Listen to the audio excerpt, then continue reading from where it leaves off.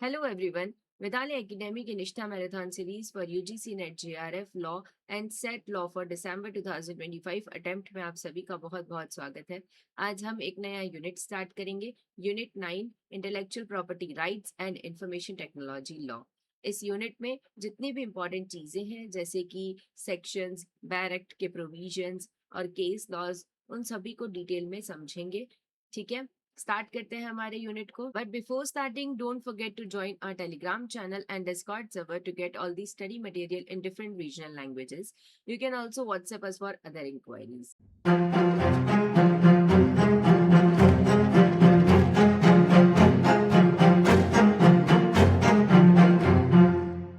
निष्ठा marathon series के अंदर हमारा फोकस है कि हम आपको लेक्चर स्टाइल मैराथन प्रोवाइड कर सके, जिससे कि आपको कॉन्सेप्ट क्लैरिटी आए, जो बैरक की प्रोविजन है वो अच्छे से समझ में आए और साथ ही साथ कुछ नई केस लॉज और एमसीक्यू ओरिएंटेड कीवर्ड्स को आप हाईलाइट कर सको।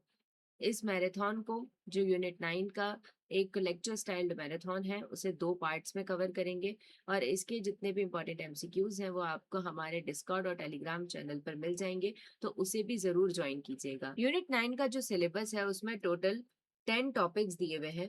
वन बाय वन हम हर एक टॉपिक को अच्छे से डिटेल में कवर करेंगे। सबसे पहले स्टार्ट करते हैं topic number 1, concept and meaning of intellectual property से। इसके अंदर हम क्या समझने वाले हैं? इंट्रोडक्शन टू आईपी मतलब intellectual property, meaning of property,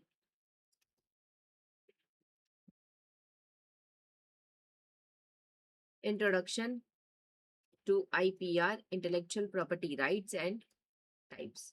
basically जो ये टॉपिक है वो एक इंट्रोडक्टरी टॉपिक है। इसमें से एज सच एग्जाम में बहुत ज्यादा एमसीक्यूज नहीं आते, क्योंकि जो भी यहाँ हम रीड करेंगे वो सिर्फ एक इंट्रोडक्शन है, बाकी की सारी चीजें डिटेल में हम आगे कवर करने वाले हैं। ठीक है, स्टार्ट करते हैं इंट्रोडक्शन टू आईपी के साथ। आईपी का मतलब क्या होता है? Creations of the human mind, मतलब ऐसी कोई भी चीज जो एक इंसान ने अपने दिमाग से बनाई है, जिसमें उसने अपना ब्रेन यूज किया है।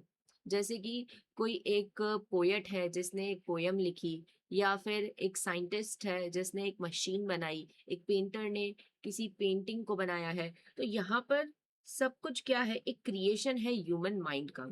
फिर दिया हुआ है कि ये एक इनटेंजिबल राइट्स देता है ओवर प्रोडक्ट ऑफ इंटेलेक्ट, मतलब इंटेलेक्चुअल प्रॉपर्टी जो है वो अपने क्रिएटर को उसके इंटेलेक्ट से बनी हुई चीज के ऊपर इंटेंजिबल राइट्स प्रोवाइड करती है। इनटेंजिबल का क्या मतलब होता है? ऐसी चीजें जिन्हें हम टच नहीं कर सकते, और टेंजिबल मतलब जिन चीजों को हम टच कर सकते हैं, जैसे हमारा घर, हमारी कार। तो ये जो इंटेलेक्चुअल प्रॉपर्टी है वो क्या है? एक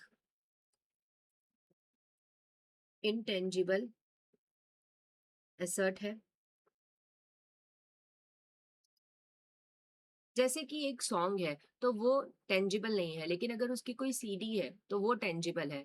तो इंटेलेक्चुअल प्रॉपर्टी जो है वो उस सॉन्ग के ऊपर राइट्स प्रोवाइड करेगा। उसके बाद क्या दिया हुआ है? ऑफन कॉल्ड नॉलेज गुड्स, मतलब इंटेलेक्चुअल प्रॉपर्टी को नॉलेज गुड्स भी कहा जाता है, क्योंकि ये इंफॉर्मेशन और नॉलेज के ऊपर बेस्ड होते हैं। इसके अंदर आइडियाज एंड एक्सप्रेशंस होते हैं। फॉर एग्जाम्पल, अगर माइक्रोसॉफ्ट वर्ड देखा जाए तो ये एक तरीके का सॉफ्टवेयर है। इसे बनाने में बहुत ज्यादा नॉलेज लगी होगी, कोड लगा है, इसलिए इन्हें नॉलेज गुड्स कंसिडर किया जाता है। अब इसके इम्पोर्टेंस के बारे में समझते हैं कि इंटेलेक्चुअल प्रॉपर्टी जो है वो इतना इम्पोर्टेंस क्यों रखती है। इसके दो सबसे बड़े रीजन ये है कि सबसे पहले तो ये ड्राइव्स करती है इंडस्ट्रियल ग्रोथ और economic development of a nation को। इंटेलेक्चुअल प्रॉपर्टी किसी भी कंट्री की इंडस्ट्रियल ग्रोथ और इकोनॉमिक डेवलपमेंट को इंकरेज करती है। जैसे कि सपोज एक पर्सन ने कोई भी इन्वेंशन किया और उसे अगर पता है कि उसके आइडियाज या उसके जो इनोवेशन है वो प्रोटेक्टेड है, लॉ ने उन्हें प्रोटेक्शन दिया हुआ है कि कोई भी उन्हें एक्सप्लॉइट नहीं कर सकता, तो वो और ज्यादा उसमें अपना टाइम इन्वेस्ट करेगा, मनी इन्वेस्ट करेगा, इंडस्ट्री लगाएगा, बिजनेस करेगा, तो जिससे क्या होता है? एक नेशन की इकोनॉमिक डेवलपमेंट होती है। उसके बाद है ये इंकरेज करता है इनोवेशन एंड क्रिएटिविटी को। इंटेलेक्चुअल प्रॉपर्टी जो है वो इंकरेज करता है इनोवेशन और क्रिएटिविटी को। वो कैसे? कि जब कोई भी क्रिएटर या फिर इनोवेटर को ये अश्योरेंस है कि उसने जो भी काम किया है उसका बेनिफिट उसे मिलेगा, कोई भी अदर पर्सन उसके काम को बिना उसकी परमिशन के एक्सप्लॉइट नहीं कर सकता, या फिर वो करता भी है तो लॉ ने उसे प्रोटेक्ट किया हुआ है, तो वो और ज्यादा मोटिवेट होगा अच्छा और क्रिएटिव काम करने के लिए। फॉर एग्जाम्पल, अगर कोई एक फोटोग्राफर है जिसने बहुत मेहनत करने के बाद एक बहुत यूनिक फोटो क्लिक की और उसे उसके ऊपर कॉपीराइट की प्रोटेक्शन मिलती है, तो वो और ज्यादा इंकरेज होगा, मोटिवेट होगा कि वो अच्छी फोटोज क्लिक करे। और अगर प्रोटेक्शन नहीं मिलेगी तो वो इतनी मेहनत करना छोड़ देगा। उसके बाद क्या दिया हुआ है, एज पर आर्टिकल 2 क्लॉज 8 विपो कन्वेंशन 1967, आईपी में क्या क्या इंक्लूड होगा। विपो का क्या मतलब है, वर्ल्ड इंटेलेक्चुअल प्रॉपर्टी ऑर्गेनाइजेशन। ये एक इंटरनेशनल ऑर्गेनाइजेशन है जो इंटेलेक्चुअल प्रॉपर्टी रिलेटेड मैटर्स से डील करती है। और इसके अकॉर्डिंग इंटेलेक्चुअल प्रॉपर्टी में क्या इंक्लूड होता है, literary, artistic and scientific work, performance, phonograms और broadcast, inventions in all fields, scientific discoveries, industrial designs, trademark, service mark, trade names and designation. जिसमें लिटरेरी के अंदर क्या कवर होगा, बुक्स, कोड, पोएम्स, ठीक है। आर्टिस्टिक में क्या कवर होगा, music, painting, sculpture. Scientific work मतलब कोई फॉर्मूला, रिसर्च पेपर, मतलब इसके अंदर सारी कॉपीराइट वाली चीजें दी हुई है। फिर नेक्स्ट है परफॉर्मेंस, जिसमें क्या कवर होगा, किसी डांसर या फिर सिंगर के एक्ट। फिर फोनोग्राम्स मतलब साउंड रिकॉर्डिंग्स की सीडीज या फिर कैसेट्स। ब्रॉडकास्ट का क्या मतलब है, रेडियो या फिर जो टेलीविजन के ऊपर ब्रॉडकास्ट होती है चीजें वो। अब ये सारी किसके रिलेटेड है, रिलेटेड एंड नेबरिंग राइट्स। फिर दिया हुआ है inventions in all the fields, मतलब कोई भी फील्ड के अंदर इनोवेशन करना, कोई नई मशीन बनाना, नया प्रोसेस बनाना, नई चीज बनाना जिससे कोई भी प्रॉब्लम का सोल्यूशन निकलता हो, तो ये क्या है, पेटेंट में कवर होगा। फॉर एग्जाम्पल टीसीएस ने कोई एक नया सॉफ्टवेयर बनाया, नया एल्गोरिदम बनाया, या फिर किसी फील्ड में एक नई दवाई बनाई गई है, ठीक है। फिर है साइंटिफिक डिस्कवरीज, मतलब ऐसी चीजें जो ऑलरेडी नेचर में एग्जिस्ट करती थी लेकिन ह्यूमंस ने उसे खोज निकाला है, उसकी डिस्कवरी की है। बहुत सारी कंट्रीज में डिस्कवरी के ऊपर पेटेंट नहीं मिलता है, स्टिल विपो ने इसे अपनी लिस्ट में कवर किया हुआ है। अब इसका एग्जाम्पल क्या हो सकता है, जैसे कि गौतम बुद्ध ने नीम के फायदे बताए थे, या फिर न्यूटन ने ग्रेविटी की डिस्कवरी की थी। तो ये सारी जो चीजें हैं वो इन्वेंशन नहीं है, डिस्कवरी है, ठीक है। फिर है इंडस्ट्रियल डिजाइन, मतलब ये किसी भी चीज के विजुअल लुक के ऊपर कि उसका क्या पैटर्न है, अपीयरेंस है, ऑर्नामेंटेशन है, उस पर ज्यादा फोकस करता है। ये जो इंडस्ट्रियल डिजाइन है उसका फोकस उसके प्रोसेस पे नहीं बट उसके अपीयरेंस के ऊपर होता है। जैसे फॉर एग्जांपल एप्पल का कोई प्रोडक्ट है, उसका एक यूनिक डिजाइन है, ठीक है। फिर है ट्रेडमार्क, सर्विस मार्क और ट्रेड नेम एंड डेसिग्नेशन, मतलब कोई भी नाम, लोगो या फिर कोई टर्म जो एक कंपनी के गुड्स को दूसरी कंपनी से अलग बनाती है। जैसे ट्रेडमार्क के लिए एग्जांपल लें तो नेस्ले की जो मैगी आती है उसका लोगो, तो ये गुड्स के लिए होता है। सर्विस मार्क्स मतलब जो सर्विस के रिलेटेड है, जैसे कि एयर इंडिया का लोगो। फिर ट्रेड नेम एंड डेसिग्नेशन मतलब टाटा ग्रुप, ठीक है, मतलब किसी भी कंपनी का नाम। अब अगर इंटेलेक्चुअल प्रॉपर्टी के दो मेन ब्रांचेस के बारे में डिस्कशन किया जाए तो सबसे पहला क्या है, कॉपीराइट, जो क्या प्रोटेक्ट करता है, लिटरेरी और आर्टिस्टिक वर्क को। इसमें इंटरेस्टिंग चीज क्या है कि ये प्रोटेक्ट करता है एक्सप्रेशन को, नॉट आइडियाज। मतलब कॉपीराइट जो है वो आइडियाज के ऊपर नहीं मिलता, एक्सप्रेशन के ऊपर मिलता है। जैसे फॉर एग्जांपल आपने कोई नॉवल लिखी, उस नॉवल के ऊपर आपको कॉपीराइट प्रोटेक्शन मिलेगा, मतलब अब आपके पास उस नॉवल को रिप्रोड्यूस करने का, परफॉर्म करने का, डिस्ट्रीब्यूट करने का एक्सक्लूसिव राइट है। फिर है इंडस्ट्रियल प्रॉपर्टी, ये ब्रांच जो है वो इंडस्ट्री एंड कॉमर्स के कनेक्शन में जो इंटेलेक्चुअल प्रॉपर्टी होती है उसे कवर करता है। For example trademark, patent, geographical indications and industrial designs. Next discuss करते हैं हिस्ट्री ऑफ इंटेलेक्चुअल प्रॉपर्टी, जिसमें अगर अर्ली ओरिजिन की बात करें तो वेनिस, इटली के अंदर 1474 में एक लॉ बना था, जो पहला पेटेंट लॉ था जिसने प्रोटेक्ट किया इन्वेंशन को। अब इस लॉ का मेन मोटिव क्या था कि ऐसे लोग जो कोई एक नया इन्वेंशन कर रहे हैं, उसके ऊपर काम कर रहे हैं, तो उन्हें कुछ स्पेसिफिक पीरियड के लिए एक्सक्लूसिव राइट्स दे दिए जाएं उस पर्टिकुलर वर्क के ऊपर, जिससे कि कोई भी दूसरा पर्सन उस काम को कॉपी ना कर सके। इसके बाद 15th सेंचुरी में गुटेनबर्ग ने प्रिंटिंग प्रेस का इन्वेंशन किया था। उससे पहले क्या होता था, जो भी बुक्स लिखी जाती थी उन्हें हाथ से लिखा जाता था, तो उन्हें कॉपी करना बहुत मुश्किल होता था। लेकिन प्रिंटिंग प्रेस की वजह से वो बुक्स जो है वो बहुत जल्दी कॉपी होने लगी, जिसकी वजह से जो ऑथर्स थे उनके मन में एक डर आने लगा कि ऐसा ना हो कि वो उस बुक पे इतनी मेहनत कर रहे हैं और कोई और उसका बेनिफिट ले जाए, जिसकी वजह से एक नीड समझ में आई कॉपीराइट प्रोटेक्शन की। उसके बाद डिस्कस करें फाउंडेशन ऑफ मॉडर्न आईपी के बारे में, तो उसमें सबसे पहले आता है स्टैट्यूट ऑफ मोनोपोली 1624। ये कहाँ आया था? इंग्लैंड के अंदर। पहले के टाइम में जो राजा हुआ करते थे, वो किसी को भी किसी भी चीज की मोनोपोली दे देते थे, जिसकी वजह से जो मार्केट होता था उसमें एक गलत कंपटीशन बनता था। और इस स्टैट्यूट ने वो जो अब्यूज ऑफ मोनोपोलीज थी उसे खत्म किया। इसके अंदर क्या आया कि जो भी पर्सन नया और जेन्युइन इन्वेंशन करेगा, सिर्फ उसे ही उस चीज की मोनोपोली दी जाएगी, और वो भी सिर्फ और सिर्फ 14 ईयर्स के लिए। और ये बेस बना आज के मॉडर्न पेटेंट लॉ का। उसके बाद है स्टैट्यूट ऑफ एन 1710, जिसे पहला ट्रू सेंस में कॉपीराइट लेजिस्लेशन कंसिडर किया जाता है। इससे पहले क्या होता था, जो पब्लिशर होते थे उनके पास राइट होता था। इस स्टैट्यूट के आने के बाद जो ऑथर है उसे प्राइमरी राइट होल्डर के तौर पे कंसिडर किया गया। फिर नेक्स्ट दिया हुआ है इवोल्यूशन इन मॉडर्न एरा। सबसे पहला है 1867 नॉर्थ जर्मन कॉन्फेडरेशन, जहां पर इंटेलेक्चुअल प्रॉपर्टी के प्रोटेक्शन के रिलेटेड लॉ बनाने का पावर अपने पास लिया था। यहाँ पर सबसे पहली बार इंटेलेक्चुअल प्रॉपर्टी को नेशनल लेवल रिकॉग्निशन मिला। फिर 1883 पेरिस कन्वेंशन, इसका पूरा नाम क्या है? Paris convention for protection of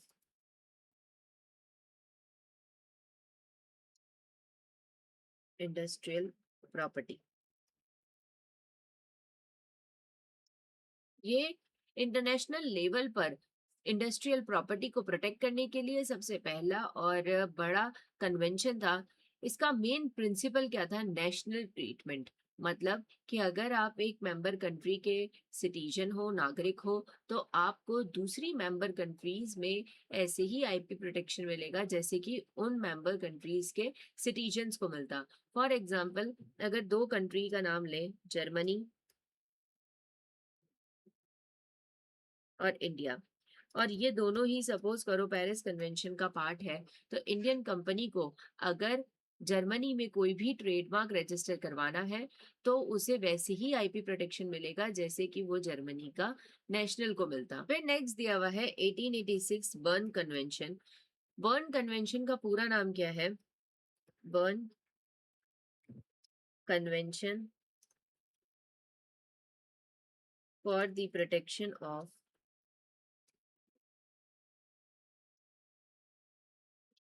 literary and artistic work. ये इंटरनेशनल लेवल पर कॉपीराइट प्रोटेक्शन का सबसे पहला और बड़ा कन्वेंशन था, जिसका सबसे मेन प्रिंसिपल था ऑटोमेटिक प्रोटेक्शन। इसका क्या मतलब है? कॉपीराइट प्रोटेक्शन के लिए रजिस्ट्रेशन की जरूरत नहीं होती है। जैसे ही काम कंप्लीट होता है, प्रोटेक्शन जो है वो ऑटोमेटिकली स्टार्ट हो जाता है। फॉर एग्जाम्पल, अगर इंडिया में एक पोएट ने किसी पोयम को लिखा, तो बर्न कन्वेंशन के थ्रू जो कॉपीराइट प्रोटेक्शन है वो ऑटोमेटिकली उसे दूसरी कंट्रीज में भी मिल जाएगा बिना रजिस्ट्रेशन करवाए हुए। अब ये सारे जो भी लॉज थे, कन्वेंशंस थे, इनका इम्पैक्ट क्या हुआ कि जो इंटेलेक्चुअल प्रॉपर्टी रिलेटेड लॉ था वो ग्लोबली स्टैंडर्डाइज हुआ और उसकी वजह से विपो और दूसरे इंटरनेशनल कोऑपरेशंस की नींव रखी गई। अब समझते हैं कि इंटेलेक्चुअल प्रॉपर्टी का नेचर और कैरेक्टरिस्टिक्स क्या है। सबसे पहले दिया हुआ है ये इंटेंजिबल होता है नेचर में और प्रोटेक्ट करता है क्रिएशंस ऑफ द माइंड को। फिर grants exclusive ownership and usage rights, मतलब जो भी पर्टिकुलर इंटेलेक्चुअल प्रॉपर्टी का क्रिएटर होता है उसके पास एक्सक्लूसिव राइट्स होते हैं कि वो उसे यूज कर सकता है, उसे सेल कर सकता है, लाइसेंस दे सकता है या फिर दूसरों को उसे कॉपी करने से रोक सकता है। फिर territorial in scope valid only with in granting country, जिस कंट्री के लॉ के अंदर आपको आईपी प्रोटेक्शन मिली हुई है वो उस पर्टिकुलर कंट्री के टेरिटोरियल स्कोप में ही मिलेगी। फिर assignable and transferable like other property, इसका क्या मतलब है कि इंटेलेक्चुअल प्रॉपर्टी को असाइन किया जा सकता है या फिर ट्रांसफर किया जा सकता है जैसे कि हम दूसरी प्रॉपर्टी होती है उन्हें करते हैं। फॉर एग्जांपल, अगर एक सॉफ्टवेयर कंपनी ने अपने किसी सॉफ्टवेयर के कोड का कॉपीराइट किसी दूसरी कंपनी को परमानेंटली बेच दिया, मतलब असाइन कर दिया, या फिर सिर्फ और सिर्फ यूज करने का लाइसेंस दिया है, जैसे हम माइक्रोसॉफ्ट ऑफिस को यूज करने के लिए लाइसेंस लेते हैं वैसे। नेक्स्ट है time bound protection enters public domain after expiry.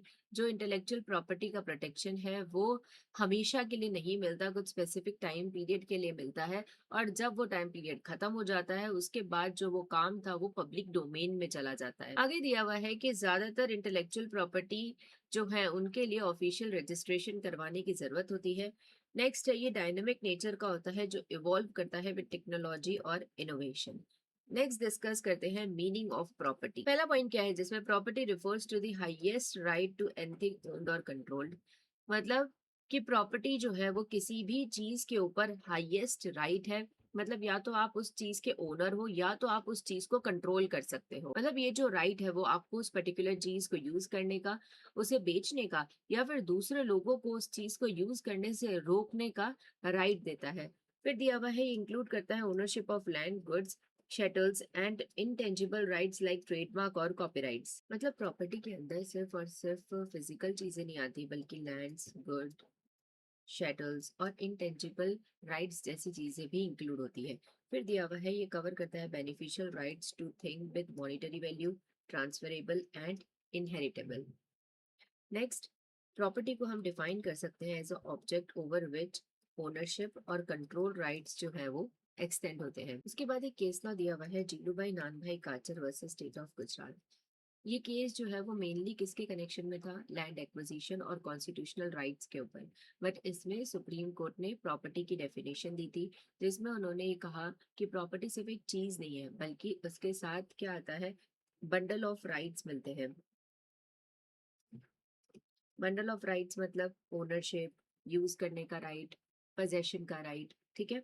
तो प्रॉपर्टी क्या है? एक एग्रीगेट ऑफ राइट्स है जिसे लॉ प्रोटेक्ट करता है। फिर दिया हुआ है it encompasses all things capable of ownership, वो भले ही कॉर्पोरियल प्रॉपर्टी हो या इनकॉर्पोरियल प्रॉपर्टी हो, टेंजिबल हो या इनटेंजिबल हो, मतलब ऐसी कोई भी चीज जिसमें ओनरशिप एग्जिस्ट करती हो तो वो प्रॉपर्टी कंसिडर की जाएगी। इंक्लूड करता है anything having exchangeable value contributing to wealth और स्टेट। नेक्स्ट है प्रॉपर्टी के टाइप्स। दो तरीके की प्रॉपर्टी हो सकती है, कॉर्पोरियल और इनकॉर्पोरियल। कॉर्पोरियल मतलब ऐसी प्रॉपर्टी जो टेंजिबल नेचर की है, मतलब जिसे हम टच कर सकते हैं और वो विजिबल प्रॉपर्टी है जैसे कि घर, कार, ठीक है। इनकॉर्पोरियल मतलब जो इनटेंजिबल नेचर की है, जैसे हम टच नहीं कर सकते, उसका कोई फिजिकल फॉर्म नहीं होता, जैसे कि इंटेलेक्चुअल प्रॉपर्टी के राइट्स। अब यहाँ तक हमने इंटेलेक्चुअल प्रॉपर्टी क्या होती है एंड प्रॉपर्टी क्या होती है, ये दोनों ही चीजें अच्छे से समझ ली हैं। स्टिल अगर आपको कोई भी डाउट है तो वो आप मुझसे कमेंट सेक्शन में पूछ सकते हैं। अब हम आगे बढ़ते हैं और ये समझते हैं इंटेलेक्चुअल प्रॉपर्टी राइट्स क्या होते हैं। सबसे पहले दिया हुआ है कि इंटेलेक्चुअल प्रॉपर्टी राइट्स एक तरीके के लीगल राइट है जो ग्रांट किए जाते हैं क्रिएटर को एंड इन्वेंटर्स को ओवर देयर इंटेलेक्चुअल क्रिएशंस। तो फॉर एग्जांपल, अगर एक फार्मा कंपनी ने कोई नई मेडिसिन बनाई है तो इंडियन पेटेंट ऑफिस जो है वो उसे उसके ऊपर पेटेंट देगा। नेक्स्ट, ये प्रोवाइड करते हैं exclusive ownership and control over the use of the creation for a specific period. जो इंटेलेक्चुअल प्रॉपर्टी राइट्स हैं, जो क्रिएटर और इन्वेंटर होते हैं, उन्हें स्पेसिफिक पीरियड के लिए एक्सक्लूसिव राइट्स देते हैं कि वो अपने काम को यूज कर सकते हैं, उसके बेनिफिट को ले सकते हैं। साथ ही साथ उनकी मर्जी के बिना कोई दूसरा पर्सन उनके काम को यूज नहीं कर सकता, एक्सप्लॉइट नहीं कर सकता। फिर protect creation of a mind such as invention, design, literary work, artistic work and symbols, जो हमने ऑलरेडी पहले समझा। ये इंकरेज करते हैं क्रिएटिविटी को, इनोवेशन को और फेयर कंपटीशन को सोसाइटी के अंदर। प्रिवेंट करते हैं कि कोई भी दूसरा पर्सन जो किसी ने क्रिएशन किया है, अपना माइंड यूज करके कोई क्रिएटिविटी की है, उसे यूज करे, रिप्रोड्यूस करे या सेल करे विदाउट परमिशन। उसके बाद है, इन्हें रिकॉग्नाइज किया जाता है as intangible property right protected by national और इंटरनेशनल लॉज। अब इंटेलेक्चुअल प्रॉपर्टी राइट का कॉन्स्टिट्यूशनल बेसिस देखते हैं, तो सबसे पहले आर्टिकल 300 ए, जिसमें दिया हुआ है कि किसी भी पर्सन को उसकी प्रॉपर्टी से अलग नहीं किया जा सकता except by authority of law. पहले ये एक फंडामेंटल राइट हुआ करता था, बट अब ये एक कॉन्स्टिट्यूशनल राइट है।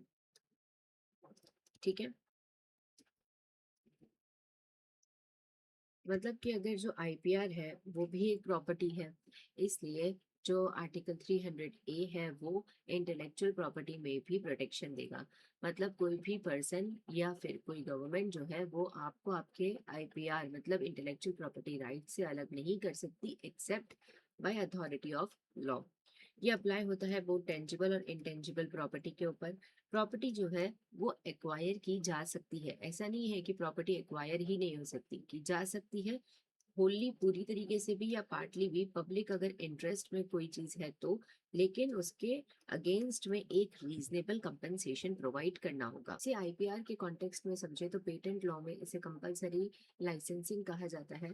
मतलब अगर किसी मेडिसिन के ऊपर पेटेंट है और वो पब्लिक इंटरेस्ट में ज़रूरी है, तो दूसरी जो इंडस्ट्रीज़ हैं वो भी उसका प्रोडक्शन कर सकती हैं, लेकिन जो ओरिजिनल पेटेंट होल्डर होगा उसे कंपनसेशन प्रोवाइड करना होगा। फिर है, it protect against executive action not legislative action. मतलब जो आर्टिकल 300 ए है वो आर्बिटरी एग्जीक्यूटिव एक्शन से प्रोटेक्शन देता है, ना कि लेजिस्लेशन। समझते हैं एग्जांपल से। सपोज करो कोई हेल्थ मिनिस्ट्री आज एक नोटिस निकाल दे कि जो ये पर्टिकुलर मेडिसिन है उसके ऊपर से पेटेंट जो है वो कैंसिल हो चुका है, तो ये गलत है, ये आर्टिकल 300 ए का वायलेशन है। लेकिन लेजिस्लेचर अगर इसके रिलेटेड कोई लॉ बनाता है जिसके अंदर वो इन मेडिसिन के ऊपर से पेटेंट जो है उन्हें कैंसिल कर देता है, तो ये वैलिड कंसिडर किया जाएगा। फिर है, IPR are subject to limitation in the public interest. मतलब वैसे तो इंटेलेक्चुअल प्रॉपर्टी राइट्स जो है वो एक एक्सक्लूसिव राइट्स प्रोवाइड करता है, बट ये एब्सोल्यूट नेचर के नहीं होते, कुछ लिमिटेशंस होते हैं इसमें। जैसे फॉर एग्जांपल कॉपीराइट समझे तो कॉपीराइट में एक लिमिटेशन है फेयर डीलिंग या फेयर यूज का। मतलब अगर कोई स्टूडेंट पर्सनल स्टडी के लिए या फिर रिसर्च करने के लिए किसी बुक के कुछ पेजेस या कुछ चीजें कॉपी करता है, तो ये इन्फ्रिंजमेंट ऑफ कॉपीराइट नहीं माना जाएगा, क्योंकि ये किसके पर्पस के लिए है, एजुकेशनल पर्पस के लिए। ठीक है, फिर नेक्स्ट है entry 49 list 1 seventh schedule empower करता है पार्लियामेंट को कि वो लॉ बना सकते हैं on patent, invention, design, copyright और ट्रेडमार्क्स। नेक्स्ट है types of intellectual property rights. यहाँ पर हम सिर्फ इनका मतलब समझने वाले हैं, टेक्निकलिटी रिलेटेड बातें नहीं करेंगे क्योंकि वो सारी दूसरे टॉपिक्स में कवर होंगी। ठीक है, सबसे पहला है कॉपीराइट, जो प्रोटेक्ट करता है original literary, dramatic, musical, artistic work, cinematograph, films and sound recordings को। साथ ही साथ इसके अंदर कवर होगा कंप्यूटर प्रोग्राम्स, मतलब सॉफ्टवेयर कोड एंड डेटाबेस। जब भी किसी पर्सन को कॉपीराइट के अंदर कुछ एक्सक्लूसिव राइट्स मिलते हैं, तो उसके पास क्या राइट्स होते हैं कि वो अपने काम को रिप्रोड्यूस कर सकता है, डिस्ट्रीब्यूट कर सकता है, पब्लिकली परफॉर्म कर सकता है, कम्युनिकेट कर सकता है अपने काम को पब्लिक को।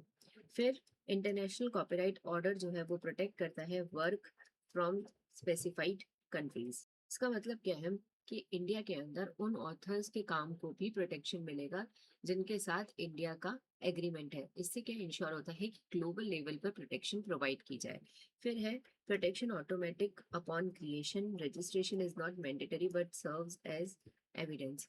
जैसे ही काम कंप्लीट होता है वैसे ही उसके ऊपर ऑटोमेटिक एक कॉपीराइट प्रोटेक्शन मिल जाती है, रजिस्ट्रेशन करवाने की ज़रूरत नहीं है। लेकिन कभी भी अगर डिस्प्यूट होता है तो वो जो रजिस्ट्रेशन सर्टिफिकेट होता है वो एक तरीके से एविडेंस का काम करता है। उसके बाद डिस्कस करते हैं पेटेंट। पेटेंट क्या है? एक ऐसा एक्सक्लूसिव राइट जो एक इन्वेंटर को दिया जाता है जिससे कि जो उसने इन्वेंशन किया है उसे वो कमर्शियली एक्सप्लॉइट कर सके फॉर स्पेसिफिक पीरियड। अब इंडिया के अंदर ये जो स्पेसिफिक पीरियड है वो कितना है? 20 ईयर्स। कब से काउंट होगा? डेट ऑफ फाइलिंग से। अब नेक्स्ट पॉइंट क्या है कि जो इनोवेशन है या इन्वेंशन है वो न्यू होना चाहिए, मतलब नोवेल्टी। ऐसा इन्वेंशन होना चाहिए जो पहले कभी दुनिया में ना देखा गया हो या फिर ना यूज किया गया हो।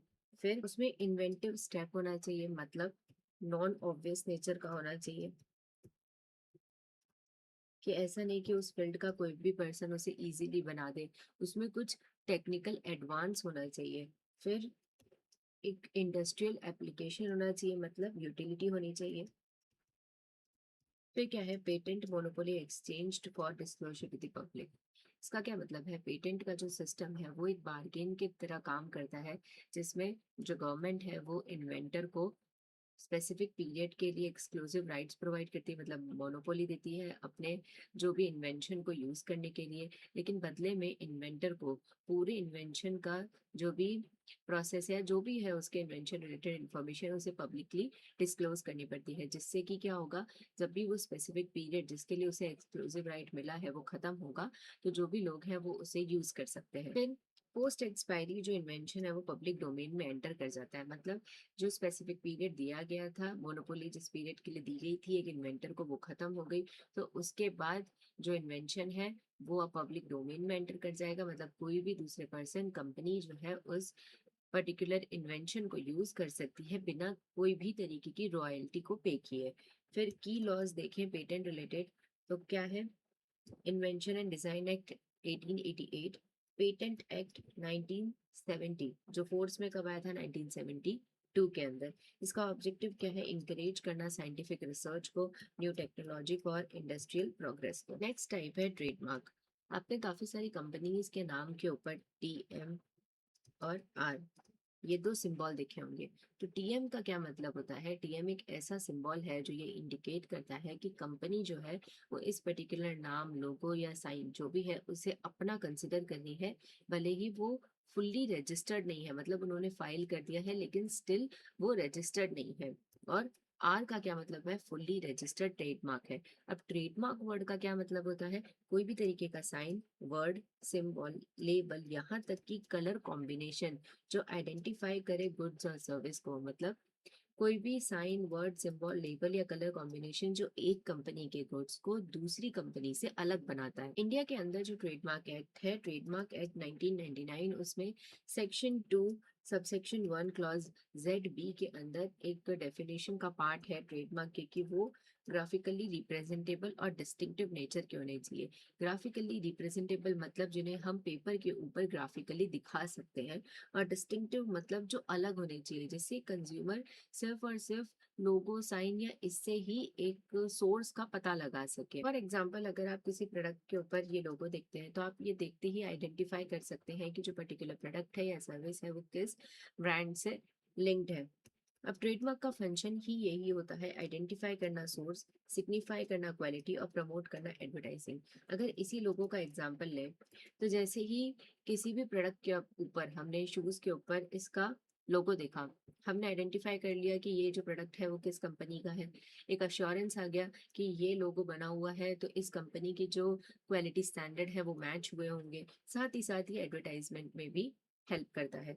अब ट्रेडमार्क के दो टाइप्स हैं, सर्टिफिकेशन मार्क और कलेक्टिव मार्क। सर्टिफिकेशन मार्क का मतलब होता है किसी इंडिपेंडेंट बॉडी ने जो प्रोडक्ट या सर्विसेज है उन्हें टेस्ट किया है, और उन्हें टेस्ट करने के बाद जो एक स्टैंडर्ड्स थे उन पे जो गुड्स या सर्विसेज है वो खरे उतरे हैं। जैसे कि हमने प्रोडक्ट्स पे देखा होगा आईएसआई मार्क या फिर वुल मार्क। ठीक है। नेक्स्ट, कलेक्टिव मार्क मतलब ये किसी एसोसिएशन या फिर ग्रुप ऑफ कंपनीज के थ्रू यूज किया जाता है। जैसे फॉर एग्जांपल कोई सीए है, चार्टर्ड अकाउंटेंट, वो साइन कर रहा है या अपना स्टैंप लगा रहा है। ठीक है। नेक्स्ट है domain names also protected under passing off laws. Domain name मतलब वेबसाइट का नाम, ये भी एक तरीके का ट्रेडमार्क का पार्ट है। ट्रेडमार्क एक्ट के अंदर डोमेन नेम के लिए भी प्रोटेक्शन मिलती है और साथ ही साथ पासिंग ऑफ के लिए भी प्रोटेक्शन मिलती है कॉमन लॉ में, जिससे कि कोई भी पर्सन आपके नाम का गलत यूज ना कर सके। अब पासिंग ऑफ लॉ क्या होते हैं ये सब हम डिटेल में जब ट्रेडमार्क का टॉपिक रीड करेंगे तब डिस्कस करेंगे। हिस्टोरिकल लॉज की बात की जाए तो पहले एक्ट था इंडिया में Indian merchandise mark act 1889।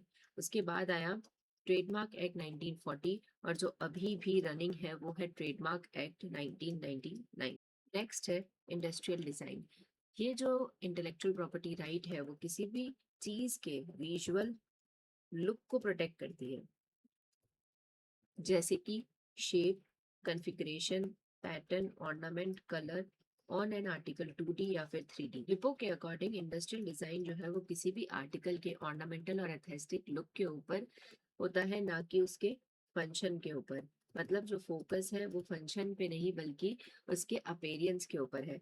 Design right granted for novel और ओरिजिनल रजिस्टर्ड डिजाइन। मतलब जो ये डिजाइन राइट है वो कब दिया जाता है, जब नोवल हो मतलब न्यू होना चाहिए और साथ ही साथ ओरिजिनल होना चाहिए और रजिस्टर्ड होना चाहिए। इसके लिए इंडिया में लॉ कौन सा है, डिजाइन एक्ट 2000।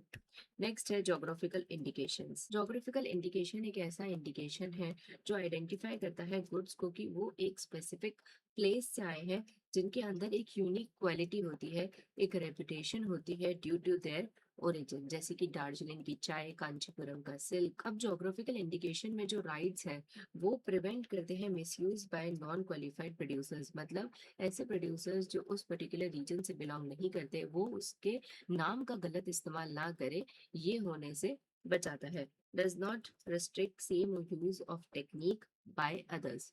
ये इंटरेस्टिंग पॉइंट है।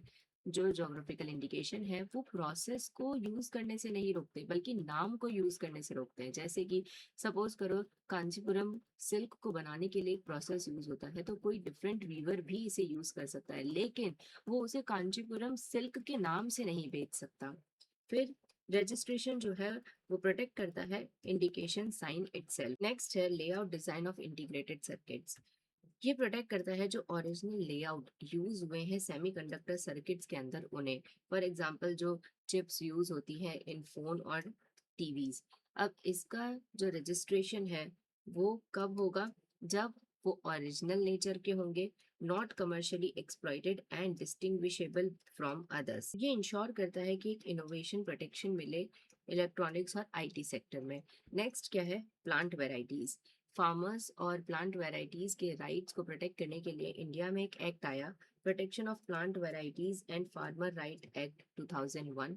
अब इसमें क्राइटेरिया क्या है कि नोवेल्टी होनी चाहिए, कुछ नया होना चाहिए, डिस्टिंक्टिवनेस होनी चाहिए, यूनिफॉर्मिटी होनी चाहिए और स्टेबिलिटी होनी चाहिए। अब ये जो एक्ट था वो क्यों बनाया गया, कंप्लाई करने के लिए जो ट्रिप्स एग्रीमेंट का इंडिया पार्ट बना था उसे, किस आर्टिकल को, article 27 clause 3 sub clause B, through sui generis protection. Sui generis मतलब यूनिक। ठीक है। अब ये जो है वो पेटेंट की तरह नहीं होता, स्पेशली प्लांट वेराइटीज के लिए बनाया गया लॉ है। नेक्स्ट है ट्रेड सीक्रेट, जो प्रमोट करता है कॉन्फिडेंशियल बिजनेस और टेक्निकल इंफॉर्मेशन को।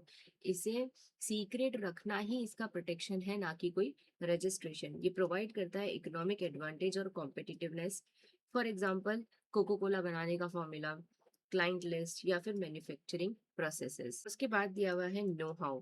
नो हाउ जो है वो ट्रेड सीक्रेट का एक तरीके से पार्ट है, जिसमें रिसर्च एंड डेवलपमेंट के थ्रू टेक्निकल नॉलेज और प्रैक्टिकल स्किल्स जो है वो डेवलप होती है। ये यूज क्यों होता है, इनोवेशन के लिए, प्रोडक्शन एफिशिएंसी के लिए और इंडस्ट्रियल एडवांटेज के लिए। इन्हें शेयर किया जा सकता है थ्रू लाइसेंसिंग या फिर कोलैबोरेशन एग्रीमेंट। यहाँ पर हमारा जो टॉपिक नंबर 1 है वो कंप्लीट होता है। आई होप आपको अब इस टॉपिक में कोई भी डाउट ना हो। इसमें हमने सारे जितने भी टाइप्स हैं इंडस्ट्रियल प्रॉपर्टी राइट्स के वो एक बार डिस्कस किए हैं, आगे डिटेल में डिस्कस करेंगे। अब आगे बढ़ते हैं टॉपिक नंबर 2 की तरफ। टॉपिक नंबर 2 का नाम है थ्योरीज ऑफ इंटेलेक्चुअल प्रॉपर्टी, जो हमें इंटेलेक्चुअल प्रॉपर्टी को जस्टिफाई करने वाली फिलोसॉफिकल आइडियाज के बारे में बताता है। इसमें हम क्या रीड करने वाले हैं, डिफरेंट थ्योरीज के बारे में। ठीक है, सबसे पहले स्टार्ट करते हैं इंट्रोडक्शन से, जिसमें दिया हुआ है पर विलियम फिशर के अकॉर्डिंग आईपीआर की 4 मेन थ्योरीज थी, जिसमें सबसे पहली थ्योरी है utilitarian theory, labour theory, personality theory और सोशल प्लानिंग थ्योरी। अब अगर ये यूटिलिटेरियन थ्योरी की बात करें तो इसे क्विंशियलिस्ट थ्योरी भी कहा जाता है, जिसका पूरा फोकस किसके ऊपर है, greatest good for the greatest number. Next है लेबर थियरी, जिसे जॉन लोक ने दिया था, और इस थियरी को डिजर्व्डनेस थियरी के नाम से भी जाना जाता है। इसका मतलब क्या है कि जो क्रिएटर है उसे अपने इंटेलेक्चुअल क्रिएशन का बेनिफिट मिलना चाहिए, क्योंकि उसमें उस पर्टिकुलर पर्सन की मेहनत और वैल्यू एडेड है। फिर है पर्सनालिटी थियरी। इस थियरी को हेगल ने दिया था और इसे मॉरल राइट्स थ्योरी भी कहा जाता है। ये जो आईपीआर की थियरी है वो जो क्रिएशन होता है उसे पर्सनालिटी के साथ जोड़ती है। फिर है सोशल प्लानिंग थियरी। ये जो थियरी है वो आईपीआर को एक टूल की तरह देखती है जो सोशल गोल्स को अचीव करने के लिए प्लान किया जाता है। अब नेक्स्ट है 4 मेन जस्टिफिकेशन फॉर आईपीआर। ये जो जस्टिफिकेशंस है वो विलियम फिशर की जो थ्योरीज थी उससे काफी ज्यादा मैच करते हैं। 4 जस्टिफिकेशंस कौन से हैं, natural rights theory, utilitarian theory, ethic and rewards theory और पर्सनैलिटी बेस्ड या personhood theory. One by one सारी थ्योरीज को डिटेल में रीड करते हैं। सबसे पहले है नेचुरल राइट्स थियरी। ये जो थियरी है वो नेचुरल लॉ के ऊपर बेस्ड होती है, जिसका क्या मानना है कि कुछ राइट्स जो होते हैं वो ह्यूमंस को बाय बर्थ मिलते हैं, उन्हें कोई लॉ नहीं बनाता। ठीक है, कुछ फंडामेंटल राइट्स जो है वो एसेंशियल है ह्यूमन एग्जिस्टेंस के लिए, और नेचुरल राइट्स जो हैं वो इनहेरिटेंटली ह्यूमन बींग्स को मिलते हैं। नेक्स्ट पॉइंट में दिया हुआ है everyone has a natural property right over their ideas and creation. हर एक पर्सन का उसके जो आइडियाज होते हैं, उसका जो क्रिएशन है उसके ऊपर नेचुरल प्रॉपर्टी राइट होता है। जॉन लोक की थ्योरी के अकॉर्डिंग कोई भी इंडिविजुअल जो अपनी बॉडी से कोई लेबर कर रहा है या फिर अपने हाथों से कोई काम कर रहा है तो वो उसे ओन करता है।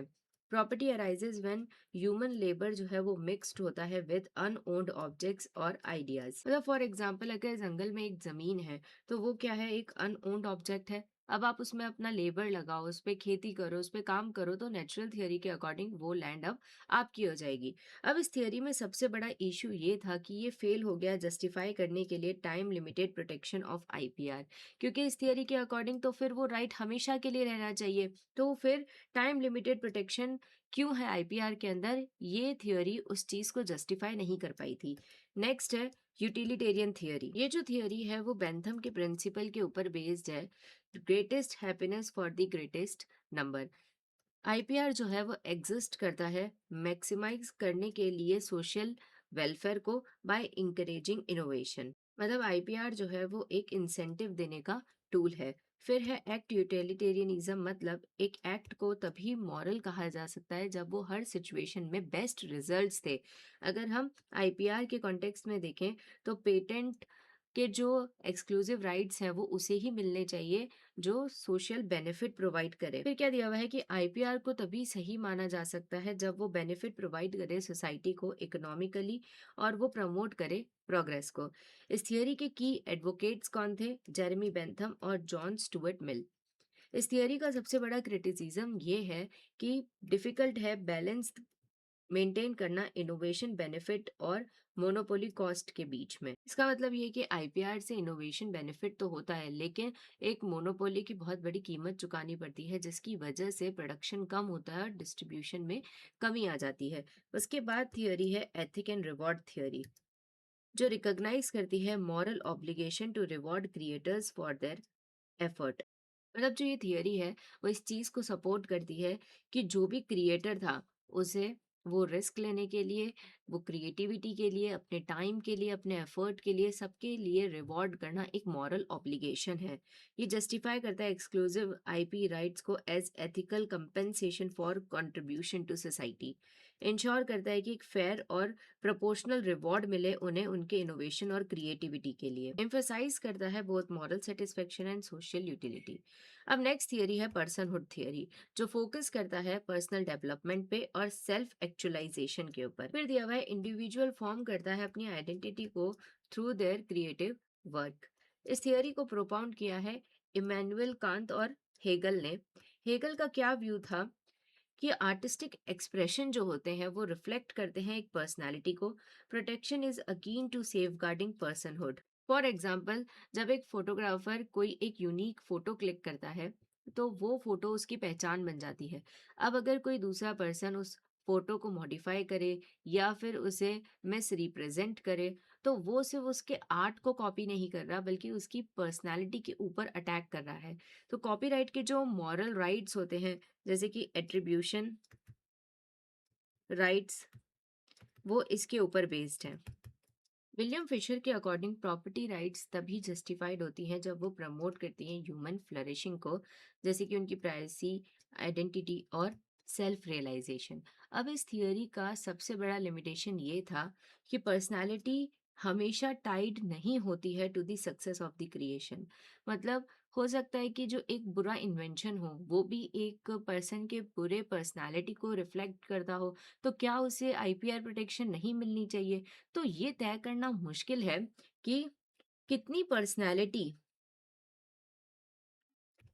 इन्वॉल्व होगी या किस हद तक या कैसी पर्सनैलिटी इन्वॉल्व होगी तो ही आईपीआर प्रोटेक्शन मिलना चाहिए। यहाँ हमारा टॉपिक नंबर 2 जो है वो कंप्लीट होता है।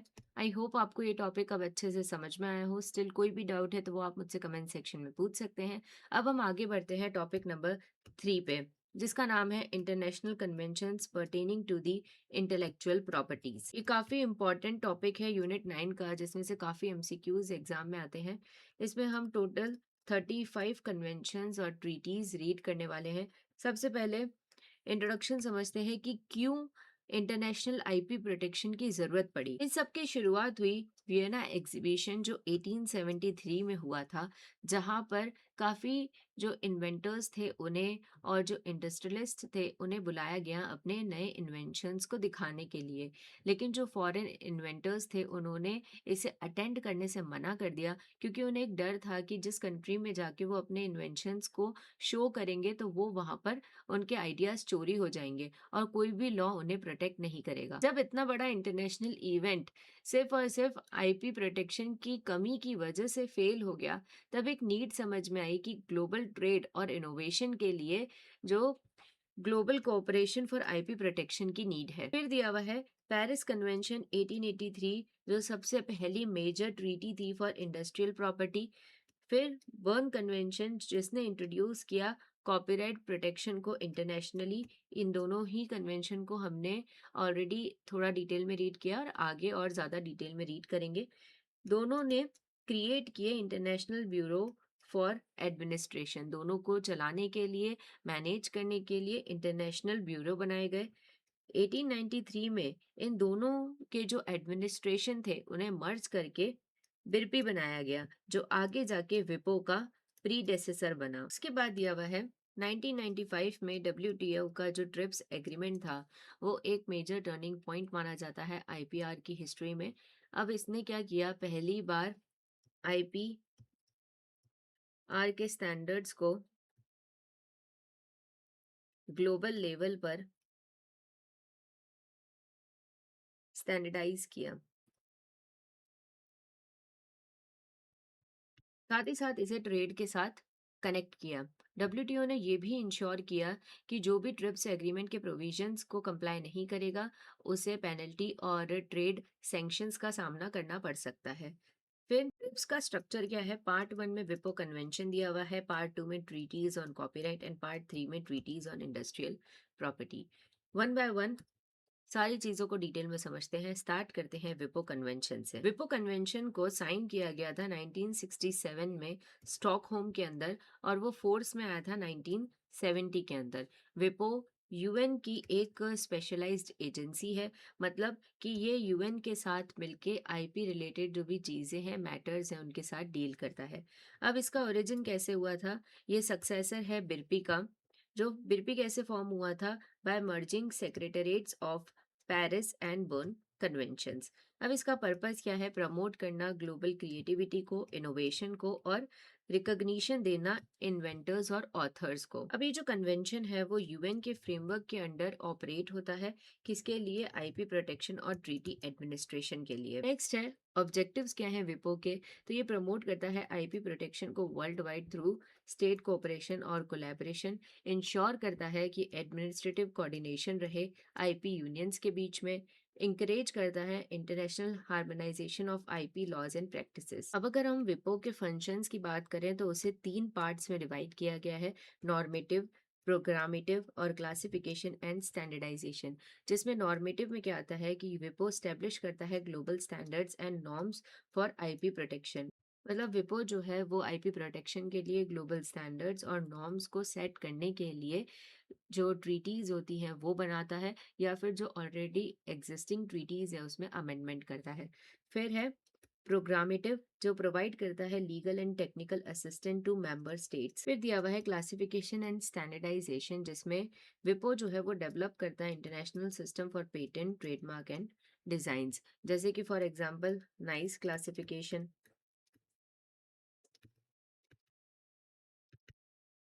नेक्स्ट एक और फंक्शन है विपो का, जो क्या है? रजिस्ट्रेशन। विपो मैनेज करता है international registration services for IPR, जिसमें पीसीटी मतलब पेटेंट कोऑपरेशन ट्रीटी,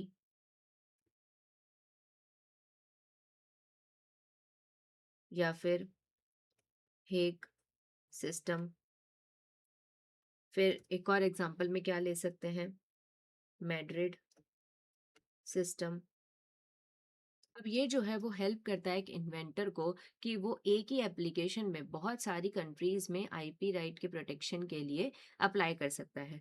अब डिस्कस करते हैं ऑर्गन्स ऑफ विपो, जिसमें सबसे पहला है विपो जनरल असेंबली, जिसमें मेंबर स्टेट्स होते हैं विपो के और आईपी यूनियंस होते हैं। ये जो है वो विपो की हाईएस्ट डिसीजन मेकिंग बॉडी है।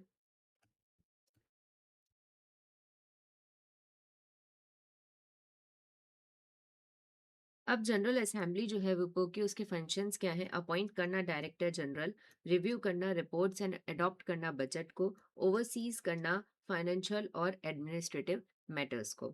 फिर दिया हुआ है विपो कॉन्फ्रेंस। इसके अंदर विपो कन्वेंशन की जितनी भी पार्टीज होती हैं वो सब इंक्लूड होती हैं।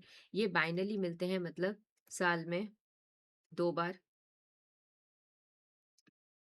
इनका काम क्या होता है? कन्वेंशंस को अमेंड करना, मैनेज करना असिस्टेंट प्रोग्राम्स एंड डिस्कस करना इंटेलेक्चुअल प्रॉपर्टी की पॉलिसीज को।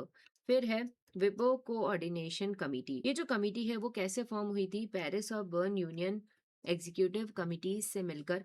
अब ये जो कमिटी है इसका क्या रोल होता है? एडमिनिस्ट्रेटिव, फाइनेंशियल और प्रोग्राम कोऑर्डिनेशन के लिए एडवाइजरी रोल होता है, मतलब ये एडवाइस देती हैं, प्रिपेयर करते हैं draft agendas for assembly and conference. Next दिया हुआ है विपो रजिस्ट्रेशन एंड क्लासिफिकेशन, जो मैनेज करता है इंटरनेशनल रजिस्ट्रेशन सिस्टम को for patent, trademark, appellation of origin and design. तो पेटेंट के लिए क्या है? Patent cooperation treaty. ट्रेडमार्क के लिए मैड्रिड सिस्टम।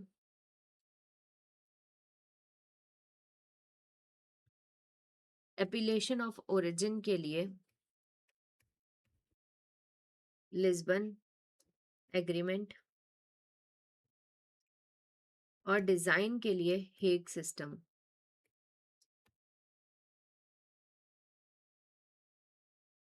फिर दिया हुआ है कि ये ओवरसी करता है 4 मेजर क्लासिफिकेशन ट्रीटीज को, जो ऑर्गेनाइज करती हैं इंडस्ट्रियल प्रॉपर्टी डेटा को फॉर इजी ग्लोबल एक्सेस। अब वो 4 मेजर क्लासिफिकेशन ट्रीटीज कौन सी हैं? नाइस क्लासिफिकेशन, फिर वियना क्लासिफिकेशन, और उसके बाद कौन सा है? लोकर्नो और लास्ट में स्टार्स बोर्ग क्लासिफिकेशन। नेक्स्ट है आर्बिट्रेशन एंड मीडिएशन सेंटर। जो विपो है वो प्रोवाइड करता है अल्टरनेटिव डिस्प्यूट रेजोल्यूशन मतलब ADR for IP related dispute, और ये दोनों ही हैंडल करता है कॉन्ट्रेक्चुअल मतलब लाइसेंस डिस्प्यूट और नॉन कॉन्ट्रेक्चुअल मतलब इन्फ्रिंजमेंट के केसेस को। ये किसके लिए जाना जाता है? डोमेन नेम डिस्प्यूट रेजोल्यूशन के लिए अंडर विपो प्रोसीजर, और स्पेशली साइबर स्क्वेटिंग के लिए। इसका मतलब क्या है? जब कोई भी पर्सन किसी फेमस ट्रेडमार्क से मिलते जुलते डोमेन नेम को रजिस्टर कर लेता है, तो ऐसे केसेस के लिए जो विपो है उन्हें रिजॉल्व करवाने के लिए जाना जाता है। अब डिस्कस करते हैं ट्रीटीज ऑन कॉपीराइट। सबसे पहले क्या है? Burn convention 1886। ये सबसे पहला इंटरनेशनल मल्टीलेटरल कॉपीराइट कन्वेंशन है। इसे कॉर्नरस्टोन माना जाता है इंटरनेशनल कॉपीराइट लॉ का। मतलब आज इंटरनेशनल कॉपीराइट लॉ जो भी है उसकी शुरुआत जो है वो बर्न कन्वेंशन से हुई थी। अब काफी बार ये जो कन्वेंशन है उसे अमेंड किया गया है, रिवाइज किया गया है। जैसे बर्लिन में इसका जो पहला अमेंडमेंट हुआ था वो हुआ था 1908 में, रोम में हुआ था 1928 में, ब्रुसेल में हुआ था 1948 में, स्टॉकहोम्स में 1967, और जो लेटेस्ट है वो है पेरिस के अंदर 1971 में, जो सबसे ज़्यादा अप्लाई हुआ था।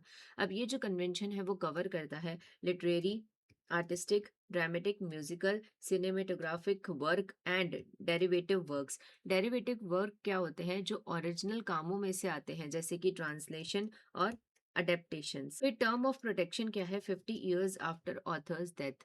जो ऑथर है उसके डेथ के 50 साल बाद तक जो है प्रोटेक्शन मिलेगा। कोई दूसरी कंट्री जो है वो ज़्यादा टाइम के लिए प्रोटेक्शन प्रोवाइड कर सकती है। अब इस कन्वेंशन के कोर प्रिंसिपल्स क्या है?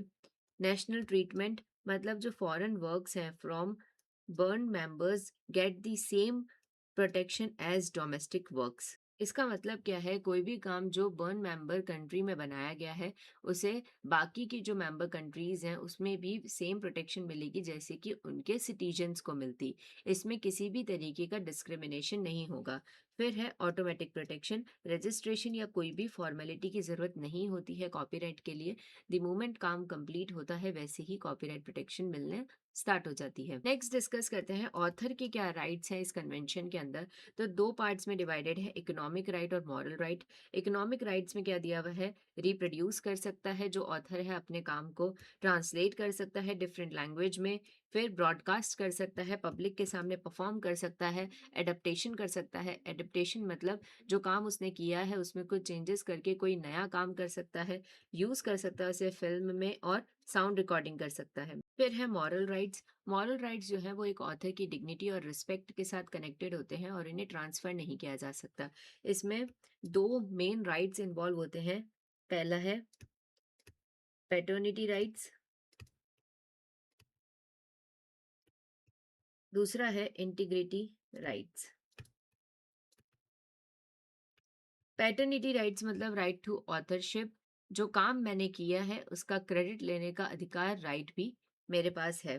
फिर है इंटीग्रिटी राइट्स, मतलब जो ऑथर होता है उसके पास राइट है कि वो अपने काम को डिसॉर्ट या फिर मल्टीलेट होने से बचा सकता है। उसके बाद समझें कि इंडिया जो है वो बर्न कन्वेंशन का मेंबर कब बना था? 28 अप्रैल 1928 में। रेटिफिकेशन की बात की जाए तो पेरिस एक्ट 1971 में जो बर्न कन्वेंशन में रेटिफिकेशन हुआ था उसे इंडिया ने रेटिफाई किया था 1974 में। लेकिन डेवलपमेंटल नीड्स के चलते उसमें कुछ डिक्लेरेशन ऐड किए गए। वो ऐड हुए थे 1984 के अंदर, जो इफेक्टिव रहे 28 मार्च 2018 तक। फिर है आर्टिकल 2 डिक्लेरेशन जो अलाउ करता है limited use of translation rights for teaching, research और स्कॉलरशिप। इसका क्या मतलब है कि इंडिया जैसी जो डेवलपिंग कंट्रीज हैं उन्हें एक तरीके से छूट दी जाती है कि वो फॉरेन वर्क के ट्रांसलेशन राइट्स को लिमिटेड यूज कर सकते हैं। फिर है आर्टिकल 3 डिक्लेरेशन जो परमिट करता है reproduction of work not sold distributed for 6 months और अनट्रांसलेटेड इनटू इंडियन लैंग्वेजेस। इसका मतलब क्या है? आर्टिकल 3 डिक्लेरेशन के अंदर इंडिया को एक तरीके से छूट दी कि जो फॉरेन वर्क हैं अगर उन्हें 6 मंथ्स तक इंडिया में सोल्ड या डिस्ट्रीब्यूट नहीं किया गया है या फिर उसे ट्रांसलेट नहीं किया गया है किसी भी इंडियन लैंग्वेजेस के अंदर तो उस काम को रिप्रोड्यूस किया जा सकता है। अब इंडिया जो है वो एक मेंबर है कन्वेंशन का, तो वो अपना कमिटमेंट कैसे फुलफिल करता है, सबमिट करके पीरियडिक डिक्लेरेशन जो इंश्योर करता है कंप्लायंस को। अब नेक्स्ट कन्वेंशन है यूनिवर्सल कॉपीराइट कन्वेंशन यूसीसी 1952, जिसे बर्न कन्वेंशन के अल्टरनेटिव के रूप में लाया गया था। कंक्लूड हुआ था ये 1952 में, रिवाइज हुआ था 1971 में, और इसे डेवलप किया था यूनेस्को ने। नेक्स्ट दिया हुआ है कि यूसीसी को एक अल्टरनेटिव के तौर पे क्रिएट किया गया था to the Berne convention, mainly for non member countries. अब ये समझना है कि अल्टरनेटिव क्यों। तो जो बर्न कन्वेंशन था उसके रूल्स या फिर उसके जो फॉर्मेलिटीज की कमी थी या फिर जो मॉरल राइट्स की वजह से, ऐसे काफी सारे रीजंस थे जिसकी वजह से काफ़ी बड़ी और पावरफुल कंट्रीज़ जो थी उन्होंने इसमें पार्टिसिपेट नहीं किया। तो यूसीसी को क्रिएट किया गया उन सारी कंट्रीज़ को साथ लाने के लिए जो थोड़े लेस स्ट्रिंजेंट रूल्स को फॉलो करें। बर्न कन्वेंशन की तरह ये भी प्रोटेक्ट करता है लिटरेरी, साइंटिफिक और आर्टिस्टिक वर्क को, जिसमें क्या इंक्लूड होगा, writing, music, drama, films, painting, engravings और स्कल्पचर्स। अब ये जो है कन्वेंशन वो अपने मेंबर कंट्रीज को ऑब्लिगेट करता है कि वो प्रोटेक्शन दे रिप्रोडक्शन, ब्रॉडकास्टिंग, परफॉर्मेंस, ट्रांसलेशन और एडेप्टेशन राइट्स जैसे राइट्स को अपने लॉज के अंदर। अब इसका की फीचर क्या है? सबसे पहला है इक्वल ट्रीटमेंट, मतलब किसी भी तरीके का फेवरेटिज्म नहीं होगा डोमेस्टिक और फॉरेन ऑथर्स के बीच में। No minimum protection level, state जो है वो फ्री है कि वो अपने स्टैंडर्ड्स को खुद डिटरमाइन कर सकते हैं, मतलब कितना मिनिमम प्रोटेक्शन टर्म होगा या मिनिमम लिस्ट ऑफ राइट्स होंगे, ये सब कंट्री जो है वो अपने अकॉर्डिंग सेट कर सकती है। फिर नेक्स्ट है copyright notice must include C symbol, owner's name and publication year. For example, film शुरू होने से पहले या बुक के जो पहले पेज पे लिखा होना चाहिए कि ये किसने लिखा है, क्या पब्लिकेशन ईयर है, ऑथर का क्या नाम है, और ये सिंबल बनाना चाहिए। जो ये बर्न कन्वेंशन था उसमें ये मैंडेटरी नहीं था, लेकिन यूसीसी के अंदर ये मैंडेटरी था। मिनिमम टर्म क्या है? ऑथर की लाइफ प्लस 25 ईयर्स और 10 ईयर्स फॉर फोटो और अप्लाइड आर्ट। फिर है ट्रांसलेशन राइट्स जो कि एक्सक्लूसिव है 7 ईयर्स के लिए, then open to compulsory licensing. मतलब इसे एक एग्जांपल से समझते हैं। कोई भी रशिया की नॉवेल है जो 7 साल तक ट्रांसलेट नहीं होती है इंडिया के अंदर, तो इंडियन गवर्नमेंट क्या करेगी? किसी भी इंडियन पब्लिशर को उसे ट्रांसलेट करके पब्लिश करने का लाइसेंस दे देगी, लेकिन जो भी रॉयल्टी होगी वो ओरिजिनल ऑथर को मिल जाएगी। फिर अगर प्रेजेंट रेलेवेंस देखें इसका, तो डब्ल्यूटीओ के ट्रिप्स एडॉप्शन के बाद जो यूसीसी का इम्पोर्टेंस था वो डिक्लाइन हो गया, क्योंकि सारी कंट्रीज जो है वो अब बर्न कन्वेंशन को फॉलो करती हैं, उसके स्टैंडर्ड्स को फॉलो करती हैं through trips compliance. Next discuss करते हैं रोम कन्वेंशन 1961। इसे अडॉप्ट किया गया था 3 ग्रुप्स के राइट्स को प्रोटेक्ट करने के लिए, जिसमें सबसे पहला क्या है? परफॉर्मर्स, मतलब जो कोई भी एक्ट को परफॉर्म करते हैं। फोनोग्राम प्रोड्यूसर्स, मतलब जो किसी भी परफॉर्मेंस की आवाज को रिकॉर्ड करते हैं। और ब्रॉडकास्टिंग ऑर्गेनाइजेशंस। रोम कन्वेंशन ने इन राइट्स को रिकॉग्नाइज किया एज अ रिलेटेड राइट्स या फिर नेबरिंग राइट्स। अब नेबरिंग राइट्स क्यों? तो ये कॉपीराइट्स के जैसे राइट्स हैं, लेकिन उनसे अलग होते हैं, क्योंकि इनका जो मेन फोकस है वो लोगों तक चीजें पहुंचाने के ऊपर है, ना कि ओरिजिनल क्रिएशन के ऊपर। अब वन बाय वन सबके राइट्स को डिटेल में रीड करते हैं। तो अगर परफॉर्मर के राइट्स की बात करें तो ये प्रोटेक्ट करता है एक्टर, सिंगर, म्यूजिशियन, डांसर्स को अगेंस्ट अनऑथराइज ब्रॉडकास्टिंग और रिकॉर्डिंग ऑफ लाइव परफॉर्मेंस। मतलब फॉर एग्जाम्पल, अगर अरिजीत सिंह का कोई लाइव कॉन्सर्ट चल रहा है तो उसकी परमिशन के बिना कोई भी रेडियो स्टेशन या टीवी जो है वो उसके कॉन्सर्ट को ब्रॉडकास्ट नहीं कर सकता। फिर reproduction of performance without consent. Next है फोनोग्राम प्रोड्यूसर्स राइट। उनके पास राइट है कि वो ऑथराइज या प्रोहिबिट कर सकते हैं रिप्रोडक्शन ऑफ साउंड रिकॉर्डिंग्स को। मतलब जैसे टी सीरीज जो है वो एक फोनोग्राम प्रोड्यूसर है, अब उसके पास राइट है कि वो रिस्ट्रिक्ट कर सकता है या वो ऑथराइज कर सकता है कि जो उसके साउंड रिकॉर्डिंग्स हैं वो सीडी में कॉपी होंगे या नहीं होंगे। Entitle to equitable remuneration for secondary uses. Secondary uses का क्या मतलब होता है? जब रिकॉर्डिंग सीधे बेची ना जाए बट किसी और वे में यूज हो। जैसे कि फॉर एग्जाम्पल, जब एक रेडियो चैनल किसी म्यूजिक को प्ले करता है तो वो सिर्फ और सिर्फ रॉयल्टी कंपोजर और सिंगर को नहीं बल्कि जो फोनोग्राम प्रोड्यूसर्स होते हैं उन्हें भी इक्विटेबल रिम्यूनरेशन मिलता है।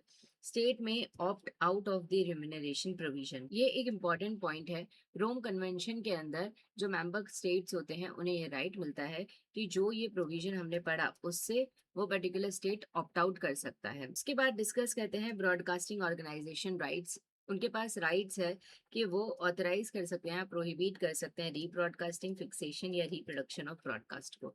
फॉर एग्जांपल जैसे कि जो स्टार स्पोर्ट्स पे लाइव क्रिकेट मैच का ब्रॉडकास्ट होता है उसे कोई और चैनल बिना परमिशन के रीब्रॉडकास्ट नहीं कर सकता। फिर public communication of television broadcast for profit. For example अगर कोई भी रेस्टोरेंट जो है प्रॉफिट के लिए किसी भी स्पोर्टिंग इवेंट को दिखाता है तो ब्रॉडकास्टिंग ऑर्गेनाइजेशन को फीस देनी पड़ती है। फिर एक्सेप्शंस अलाउ है प्राइवेट यूज के लिए, टीचिंग के लिए, रिसर्च के लिए और रिपोर्टिंग करंट इवेंट्स। अब टर्म क्या मिलता है प्रोटेक्शन का? मिनिमम 20 years मिलते हैं फ्रॉम फिक्सेशन, परफॉर्मेंस और ब्रॉडकास्ट। स्टेट जो है वो लॉन्गर प्रोटेक्शन प्रोवाइड कर सकता है अपने नेशनल लॉज के अंदर। अब आप मुझे कमेंट सेक्शन में बताइएगा कि इंडिया के अंदर एक परफॉर्मर को कितने साल का प्रोटेक्शन मिलता है। अब बात करते हैं जेनीवा कन्वेंशन 1971 जिसे फोनोग्राम कन्वेंशन भी कहा जाता है। इसका मेन फोकस होता है साउंड रिकॉर्डिंग प्रोड्यूसर्स को पायरेसी से प्रोटेक्ट करना। ये प्रोटेक्ट करता है फोनोग्राम प्रोड्यूसर्स को against illicit duplication for public distribution, import और सेल ऑफ अनऑथराइज्ड डुप्लीकेट्स। फिर इंश्योर करता है producers right over first fixation and publication. अब ये समझते हैं कि अगर हमने जो रीड किया अभी रोम कन्वेंशन, वो एक ब्रॉड ट्रीटी थी जिसके अंदर 3 डिफरेंट ग्रुप्स को राइट्स दिए हुए थे एंड सेकेंडरी यूज के रिलेटेड भी प्रोविजन था, है ना। इसी जगह जेनीवा कन्वेंशन जो है वो एक नैरो एंड एंटी पायरेसी के रिलेटेड ट्रीटी है जिसका मेन काम क्या है, बस कि जो फोनोग्राम प्रोड्यूसर्स हैं उनके काम को अनऑथोराइज्ड कॉपी होने से प्रोटेक्ट करने का। इंडिया जो है वो इस कन्वेंशन की पार्टी है और प्रोवाइड करती है protection under copyright law. Minimum protection term क्या है? 20 years फ्रॉम फर्स्ट फिक्सेशन मतलब रिकॉर्डिंग एंड पब्लिकेशन। अब नेक्स्ट है ब्रसेल्स कन्वेंशन 1974। अब 1970 तक टीवी प्रोग्राम्स को सैटेलाइट के थ्रू दूर दूर तक भेजना काफी कॉमन हो गया था, तो लोग क्या करते थे, इलीगल तरीके से उन सिग्नल्स को इंटरसेप्ट करते थे, मतलब बीच में पकड़ लेते थे और बाद में डिस्ट्रीब्यूट कर देते थे, जिसकी वजह से जो ओरिजिनल ब्रॉडकास्टर होता था उसे काफी ज्यादा नुकसान होने लगा। और इसी चोरी को रोकने के लिए ये कन्वेंशन आया जिसका एम क्या था? प्रिवेंट करना unauthorised distribution of satellite programme signals. ये ऑब्लिगेट करता है मेंबर स्टेट्स को कि वो कंट्रोल करें interception and redistribution of signals को। अब इसमें नोट करने वाली बात ये है कि ना ही ये कॉपीराइट प्रोटेक्शन देता है ना ही ये नेबरिंग राइट्स रिलेटेड है। बस इसका मेन काम क्या है? प्रोग्राम कैरिंग सिग्नल्स पायरेसी से प्रोटेक्ट करना। अब इस कन्वेंशन के अंदर एक चीज जो एक्सक्लूडेड है वो है डायरेक्ट ब्रॉडकास्टिंग सैटेलाइट, मतलब ऐसे सिग्नल्स जो डायरेक्टली नॉर्मल जनरल पब्लिक को भेजे जाते हैं उनके जो घर में एक डिश एंटीना लगाता है उसके थ्रू। अब डायरेक्ट ब्रॉडकास्टिंग सैटेलाइट्स को इससे एक्सक्लूड इसलिए रखा गया है क्योंकि ये जो सिग्नल्स हैं वो डायरेक्टली जनरल पब्लिक के लिए भेजे जाते हैं और इसका रीडिस्ट्रीब्यूशन करना एक अलग मैटर है। ये जो कन्वेंशन है वो क्या प्रोटेक्ट करता है? ब्रॉडकास्टिंग ऑर्गेनाइजेशन के बीच में जो सिग्नल रीडिस्ट्रीब्यूशन होता है उसको। उसके बाद नेक्स्ट डिस्कस करते हैं treaty on international registration of audio visual work 1989 जिसे फिल्म रजिस्टर ट्रीटी भी कहा जाता है। ये इन्हेंस करता है legal security in audio visual transactions. इस ट्रीटी के कॉन्टेक्स्ट को समझते हैं सबसे पहले। जो टीवी शोज होते हैं, मूवीज होती है या फिर दूसरे ऑडियो विजुअल वर्क होते हैं, उसमें अलग अलग तरीके के इंटेलेक्चुअल प्रॉपर्टी राइट्स इंक्लूड होते हैं, जैसे कि कॉपीराइट हो गया, परफॉर्मर राइट हो गया। अब उनके अलग अलग ओनर्स होंगे। तो जब ये काम इंटरनेशनल लेवल पर सोल्ड किया जाता है, डिस्ट्रीब्यूट किया जाता है या फिर लाइसेंस दिया जाता है, तो कौन किस इंटेलेक्चुअल प्रॉपर्टी का ओनर बनेगा, उसके रिलेटेड डिस्प्यूट हो सकता है। ये ट्रीटी जो है वो इन्हीं चीजों को क्लियर करती है। उसके बाद क्या दिया हुआ है, ये प्रमोट करता है creation, international exchange and anti piracy efforts. Establish करता है एक registration system for audio visual work and related rights. Apply होता है नेशनल रेसिडेंट और एंटिटीज फ्रॉम कॉन्ट्रैक्टिंग स्टेट्स। मतलब फॉर एग्जांपल, इंडिया अगर एक कॉन्ट्रैक्टिंग स्टेट है इस ट्रीटी के अंदर, तो कोई भी इंडिया का प्रोडक्शन हाउस इस ट्रीटी का रजिस्ट्रेशन सिस्टम यूज करके अपने फिल्म राइट्स को इंटरनेशनल लेवल पर रिकॉर्ड करवा सकता है। नेक्स्ट समझते हैं विपो कॉपीराइट ट्रीटी, WCT 1996। ये जो ट्रीटी है वो डिजिटल एज के चैलेंजेस को और कॉपीराइट लॉ को इंटरनेट के अनुकूल बनाने के लिए लाई गई थी। इसे डिजिटल एज का बर्न कन्वेंशन भी कहा जाता है।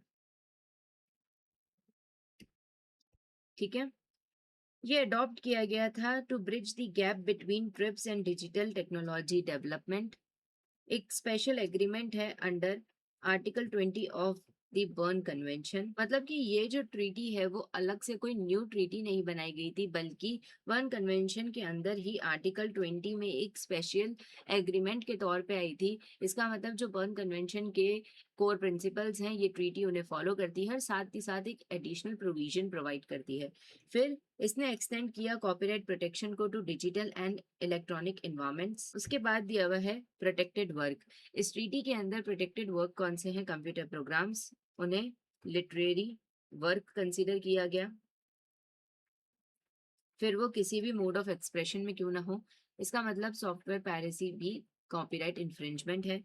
फिर data compilation that are original intellectual creations. इसका मतलब क्या है कि ये डेटा कंपाइलेशन जैसे कि डेटाबेस को भी प्रोटेक्शन प्रोवाइड करता है, लेकिन शर्त क्या है कि वो ओरिजिनल इंटेलेक्चुअल क्रिएशन होना चाहिए। फॉर एग्जांपल, जो स्टॉक मार्केट की क्लोजिंग प्राइस होती है वो डेटा ओरिजिनल नहीं है, लेकिन अगर कोई साइंटिस्ट उन्हें सिलेक्ट करता है, क्लोजिंग प्राइस को उन्हें अरेंज करता है और एक यूनिक स्ट्रेटेजिक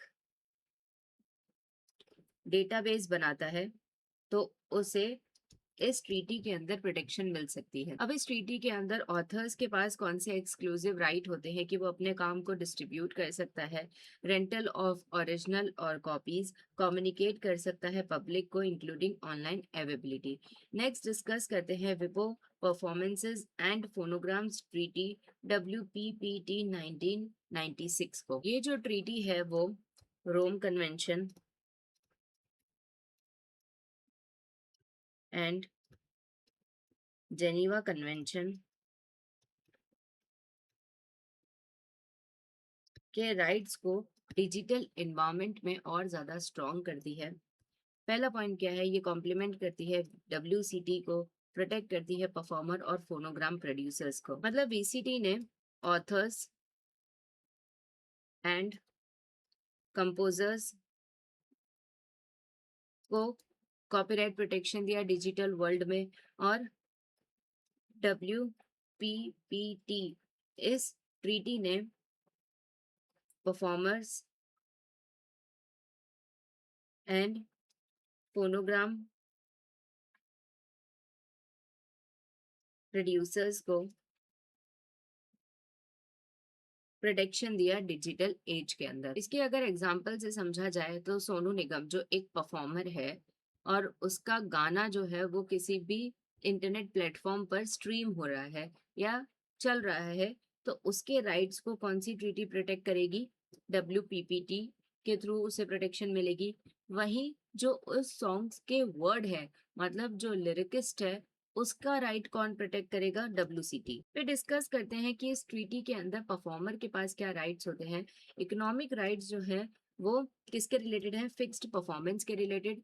फिक्स्ड परफॉर्मेंस का मतलब जो ऑलरेडी रिकॉर्डेड है वो उसे रिप्रोड्यूस कर सकता है, डिस्ट्रीब्यूट कर सकता है, रेंटल कर सकता है और मेकिंग अवेलेबल। अब ये जो मेकिंग अवेलेबल का राइट है वो डिजिटल एज में काफी ज्यादा इंपॉर्टेंस रखता है, क्योंकि जो एक परफॉर्मर है उसका हक है, उसका राइट है कि वो अपने रिकॉर्डिंग को इस तरीके से इंटरनेट पर अवेलेबल करवाए कि कोई भी पर्सन अपनी पसंद के टाइम पर उसे एक्सेस कर सके। उसके बाद दिया हुआ है लाइव परफॉर्मेंस राइट्स, जिसमें राइट मिलता है ब्रॉडकास्टिंग का, कम्युनिकेशन टू द पब्लिक और फिक्सेशन का। जैसे फॉर एग्जांपल एक स्टैंड अप कॉमेडियन है, उसका लाइव शो चल रहा है, अब उसके पास इस चीज का एक्सक्लूसिव राइट है कि वो ये डिसाइड करे कि जो शो चल रहा है, लाइव परफॉर्मेंस हो रही है, उसका वीडियो रिकॉर्डिंग होगा या नहीं होगा। उसके बाद राइट्स है मॉरल राइट्स का, मतलब वो क्लेम कर सकता है ऑथरशिप और ऑब्जेक्ट कर सकता है to distortion of performance. Phonogram producer के पास क्या राइट्स होते हैं? रिप्रोडक्शन का राइट है, डिस्ट्रीब्यूशन का, रेंटल का और making available phonograms. For example जो सोनी म्यूजिक है, जो प्रोड्यूसर है, उसके पास एक्सक्लूसिव राइट होता है कि वो स्पॉटिफाई या जियो सावन के साथ डील करे कि वो उस पर्टिकुलर सॉन्ग को इंटरनेट पे ऑनलाइन अवेलेबल कर सकते हैं या नहीं कर सकते हैं और उसके बदले में रॉयल्टी ले। अब इसका टर्म ऑफ प्रोटेक्शन क्या है? मिनिमम 50 ईयर्स फ्रॉम परफॉर्मेंस और फिक्सेशन। तो अब अगर आपको एग्जाम में पूछा जाए कि ऐसी कौन सी दो ट्रीटीज हैं जिन्होंने आपस में मिलकर डिजिटल एजेंडा ट्रीटी बनाई, तो इसका करेक्ट आंसर क्या होगा? WCT and WPPT। क्लियर है? नेक्स्ट डिस्कस करते हैं Beijing treaty on audio visual performance 2012 से अडॉप्ट किया गया जून 24 2012 में, जिसने स्ट्रेंथन किया परफॉर्मर के राइट को इन ऑडियो विजुअल इंडस्ट्री। अब जो रोम कन्वेंशन और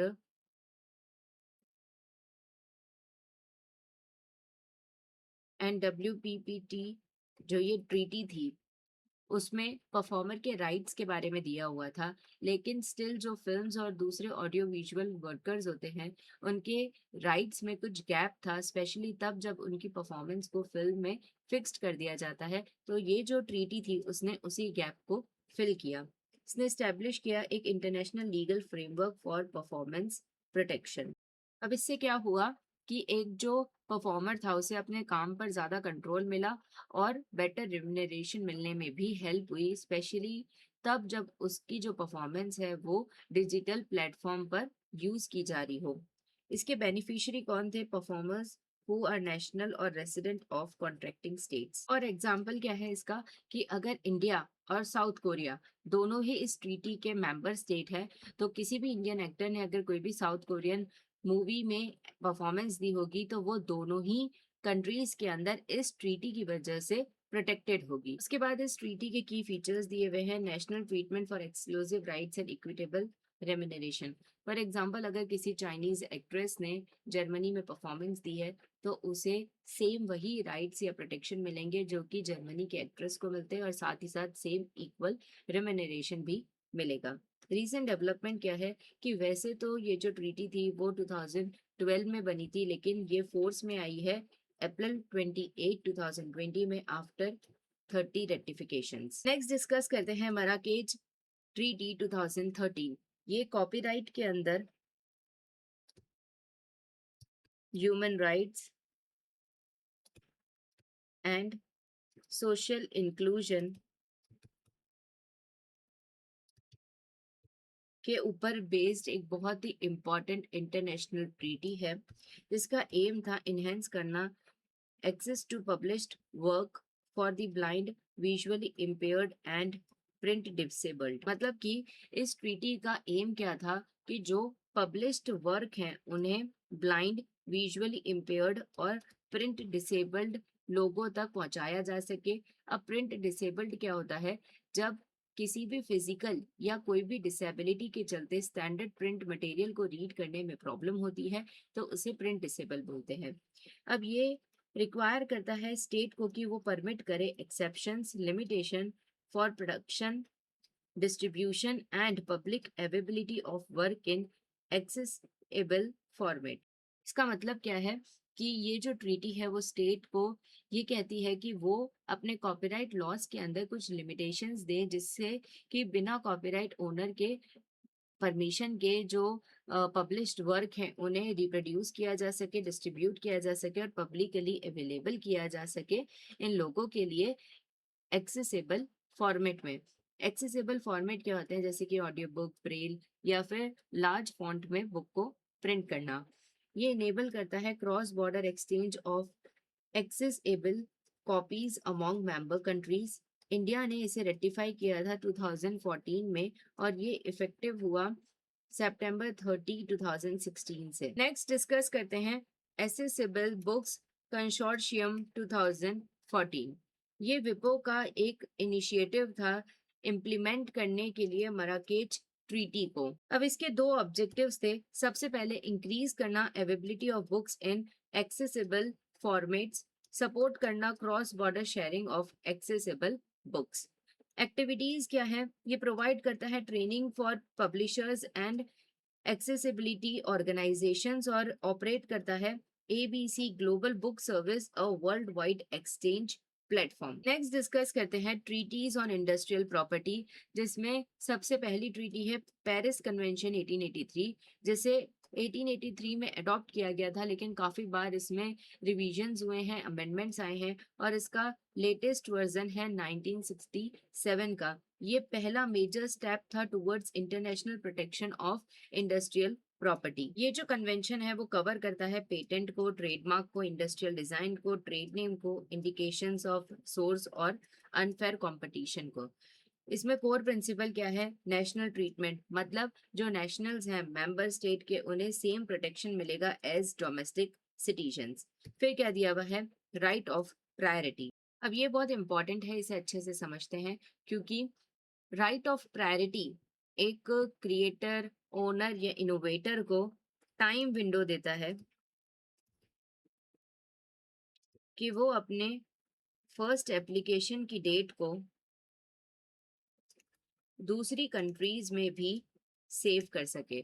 अब वो टाइम विंडो क्या है, पेटेंट और यूटिलिटी मॉडल्स के लिए 12 मंथ्स और इंडस्ट्रियल डिजाइन और ट्रेडमार्क के लिए 6 मंथ्स। फिर दिया हुआ है later applications in other state treated as filed on date of first application. इसका मतलब क्या हुआ, अगर किसी पर्सन ने एक मेंबर स्टेट के अंदर पेटेंट की एप्लीकेशन फाइल की और 12 मंथ्स के अंदर अंदर दूसरी मेंबर स्टेट के अंदर एक एप्लीकेशन फाइल की पेटेंट के लिए ही, तो जो दूसरी एप्लीकेशन है उसकी डेट कौन सी मानी जाएगी, जो फर्स्ट एप्लीकेशन की डेट थी वो कंसिडर की जाएगी। फॉर एग्जाम्पल, इसे अच्छे से डिटेल में समझते हैं। फॉर एग्जाम्पल, एक पार्टी है मिस शर्मा, जिन्होंने 1 जनवरी 2025 को इंडिया के अंदर एक पेटेंट के लिए एप्लीकेशन फाइल की। वहीं मिस्टर वर्मा ने 29 अप्रैल 2025 में चाइना के अंदर एक पेटेंट की एप्लीकेशन फाइल की, जो कि सेम पेटेंट की एप्लीकेशन थी, मतलब सेम चीज के लिए पेटेंट एप्लीकेशन थी जो मिस शर्मा ने फाइल की है इंडिया के अंदर। अब अगर 12 मंथ्स के अंदर अंदर, मतलब 31 दिसंबर 2025 तक मिस शर्मा चाइना में भी वो पेटेंट के लिए एप्लीकेशन फाइल करती हैं, तो जो चाइना का पेटेंट ऑफिस होगा वो इन्हें प्रायोरिटी देगा। क्लियर है। अब नेक्स्ट देखते हैं की प्रोविजंस। पेटेंट रिलेटेड क्या की प्रोविजंस हैं, independent in each state, protection not affected by grant और रिफ्यूजल एल्सवेयर। तो इसका मतलब क्या है, जो पेटेंट है वो हर एक स्टेट में इंडिपेंडेंट है। अगर किसी कंट्री के अंदर पेटेंट रिजेक्ट भी हो गया तो उसका असर दूसरी कंट्री पे नहीं पड़ेगा। फिर है ट्रेडमार्क, इंडिपेंडेंट रजिस्ट्रेशन है, इंक्लूड करता है कलेक्टिव मार्क्स को, मतलब ट्रेडमार्क के लिए इंडिपेंडेंट रजिस्ट्रेशन करवाना पड़ता है। हालांकि जो मैड्रिड सिस्टम है वो इसे थोड़ा सा इजी बनाता है और इसके अंदर कलेक्टिव मार्क्स भी इंक्लूड होते हैं। नेक्स्ट दिया हुआ है industrial design, protection without requiring manufacturing in the country. फिर है ट्रेड नेम्स, जो कि प्रोटेक्टेड होते हैं विदाउट रजिस्ट्रेशन रिक्वायरमेंट। फिर है indication of source, measures against false और मिसलीडिंग origin लेबल्स। इसका क्या मतलब है, जो मेंबर कंट्रीज हैं उन्हें ये इंश्योर करना पड़ता है कि वो लोग जो फॉल्स और मिसलीडिंग ओरिजिन लेबल्स लगा रहे हैं उनके ऊपर एक्शंस लेंगे। फॉर एग्जांपल, अगर कोई भी कॉफी है जो इंडिया में मैन्युफैक्चर हो रही है लेकिन वो उसके ऊपर लेबल लगा रहे हैं मेड इन ब्राजील, तो पेरिस कन्वेंशन के अंदर उनके ऊपर लीगल एक्शन लिया जा सकता है। फिर है unfair competition. Members must ensure effective legal protection. जो भी मेंबर स्टेट्स हैं उन्हें इंश्योर करना होगा कि वो अनफेयर कंपटीशन के अगेंस्ट में लीगल प्रोटेक्शंस लें। फिर है Madrid agreement on false indication of source 1891, जिसे अडॉप्ट किया गया था 1891 में और उसे रिवाइज किया गया 1911 से लेके 1967 के बीच में। ये प्रिवेंट करता है importation and sales of goods with false और deceptive indication of source. For example, अगर कोई भी चाइनीज प्रोडक्ट के ऊपर मेड इन इटली का लेबल लगा दे तो एक कंज्यूमर को क्या लगेगा कि ये तो हाई क्वालिटी एक यूरोपियन प्रोडक्ट है, लेकिन रियल में वो ऐसा नहीं है। ये एक तरीके से फॉल्स और डिसेप्टिव इंडिकेशन ऑफ सोर्स है और मैड्रिड एग्रीमेंट ऐसी चीटिंग होने से रोकता है। उसके बाद क्या दिया हुआ है कि मेंबर स्टेट्स जो हैं उन्हें सीज करना होगा ऐसे कोई भी गुड्स और दूसरे इक्विवेलेंट एक्शंस लेने होंगे।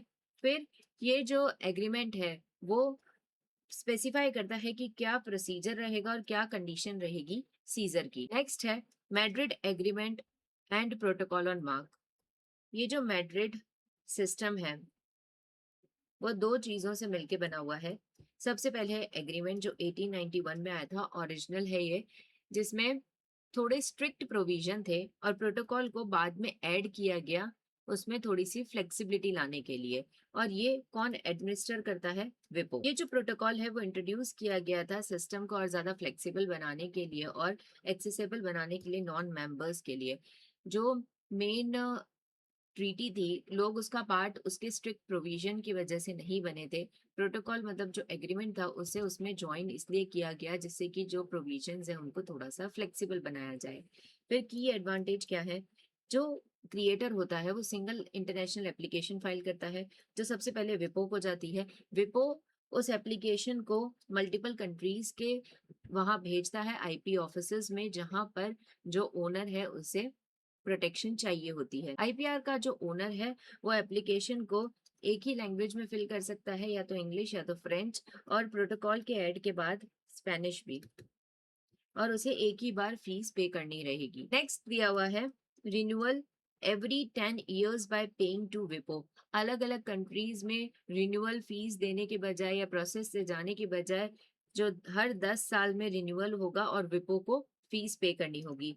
ये जो मैड्रिड सिस्टम है उसकी वजह से मल्टीपल नेशनल फाइलिंग अवॉइड की जा सकती है। जैसे अभी हमने रीड किया कि जो मैड्रिड सिस्टम था उसने इंटरनेशनल रजिस्ट्रेशन ऑफ ट्रेडमार्क को इजी और सिंपल बनाया, वैसे ही इंडस्ट्रियल डिजाइन के इंटरनेशनल एप्लीकेशन के प्रोसेस को सिंपल और इजी बनाने के लिए जो एग्रीमेंट था वो था हेग एग्रीमेंट।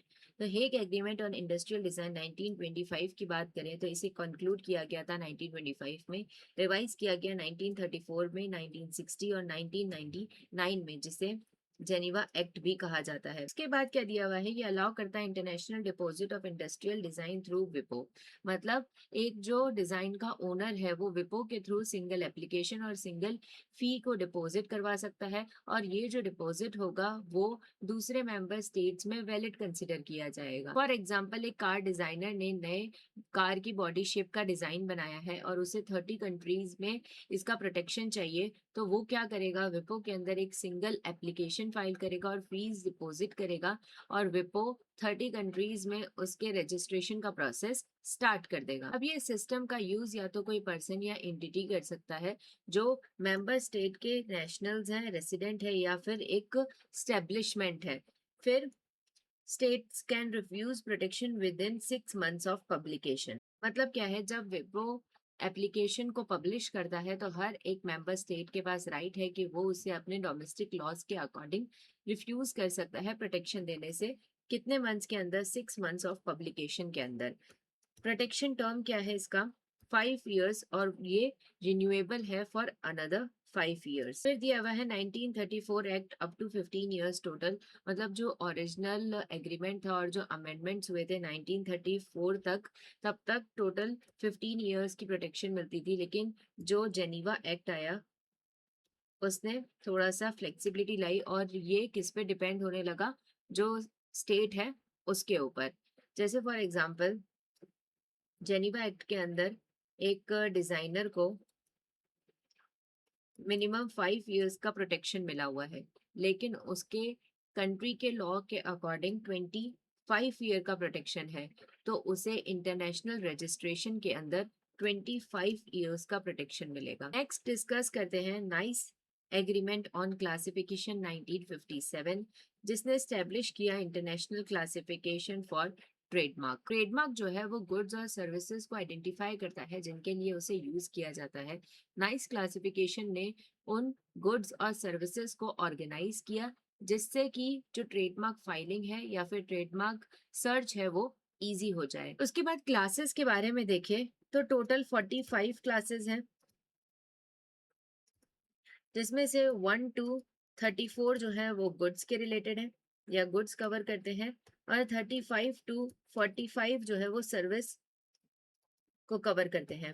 मतलब टोटल 34 क्लासेस जो है वो गुड्स के रिलेटेड है और 11 क्लासेस जो है वो सर्विस रिलेटेड है। नाइस क्लासिफिकेशन में जो लिस्टेड आइटम्स है वो अप्रोक्स 11,000 है, जो अल्फाबेटिक मैनर में अरेंज किए हुए हैं। फिर नाइस क्लासिफिकेशन ने सिंप्लीफाई किया है इंटरनेशनल ट्रेडमार्क के रजिस्ट्रेशन और सर्च को। नेक्स्ट डिस्कस करते हैं Lisbon agreement on appellation of origin 1958। Appellation of origin मतलब क्या होता है? ये एक तरीके का ज्योग्राफिकल इंडिकेशन होता है और ये जो इंडिकेशन है वो उस जगह का नाम होना चाहिए जहां पर वो पर्टिकुलर प्रोडक्ट बना है, और उस पर्टिकुलर प्रोडक्ट की जो क्वालिटीज होंगी वो पूरी तरीके से किसके ऊपर डिपेंड करती हैं? नेचुरल एंड ह्यूमन फैक्टर्स के ऊपर। ये एग्रीमेंट प्रोटेक्ट करता है ज्योग्राफिकल नेम्स को जो आइडेंटिफाई करते हैं प्रोडक्ट्स को लिंक्ड टू नेचुरल और ह्यूमन फैक्टर्स। नेचुरल फैक्टर का एग्जांपल लें तो शैंपेन वाइन जो फ्रांस के शैंपेन रीजन में बनती है, और उसका पूरा जो क्वालिटी है वो किसके ऊपर डिपेंड करता है? वहाँ की मिट्टी और उसके क्लाइमेट के ऊपर। और ह्यूमन फैक्टर्स का एग्जांपल लें तो स्विस वॉचेस जो स्विट्जरलैंड के क्राफ्टमैनशिप और ट्रेडिशन के ऊपर बेस्ड है। जेनीवा कन्वेंशन 2015 ने एक्सपांड किया था scope to include geographical indications. इसका मतलब क्या है? जो लिस्बन एग्रीमेंट था वो ओरिजिनली सिर्फ एपिलेशन ऑफ ओरिजिन के ऊपर बेस्ड था, लेकिन जो 2015 में अमेंडमेंट आया जिसे जेनीवा एक्ट बोलते हैं, उसने इसके स्कोप को ब्रॉडर किया और उसमें इंक्लूड किया ज्योग्राफिकल इंडिकेशन को।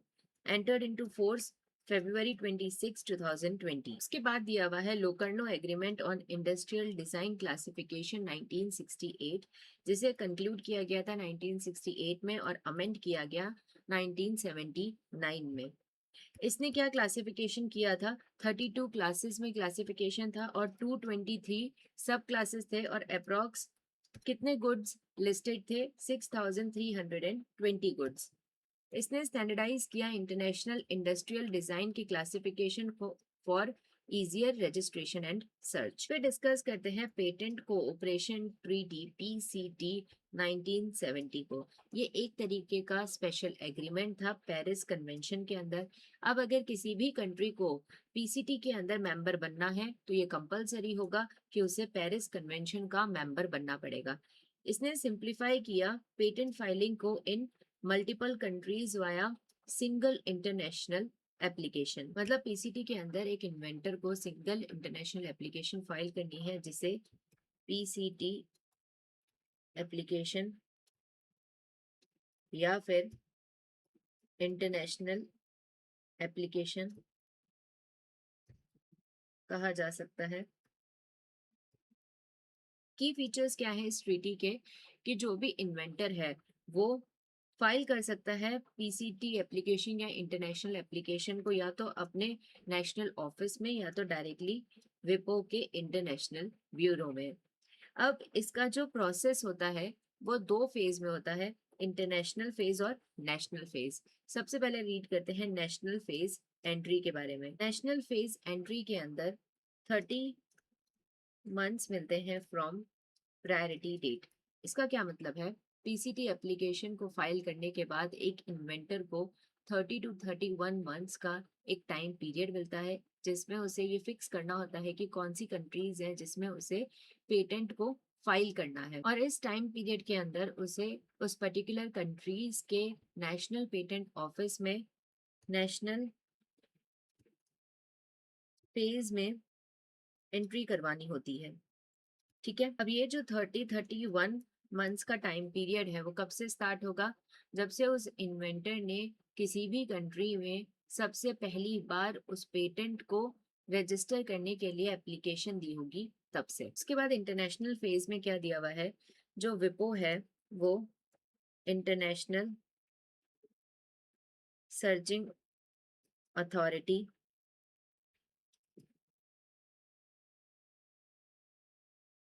मतलब आईएसए के थ्रू एक सर्च रिपोर्ट तैयार करवाता है, जिसमें ओपिनियंस लिखे हुए होते हैं कि जो आपका इन्वेंशन है वो कितना ज़्यादा न्यू है, उसमें कितने इन्वेंटिव स्टेप्स हैं, और वो इंडस्ट्रियली एप्लीकेबल होगा या नहीं होगा। इसका बेनिफिट क्या होता है कि एक इन्वेंटर को पता चलता है कि कितने ज़्यादा चांसेस हैं डिफरेंट कंट्रीज में पेटेंट मिलने के, जिससे कि नेशनल फेज एंट्री में जो खर्चा है वो होने से बच सके।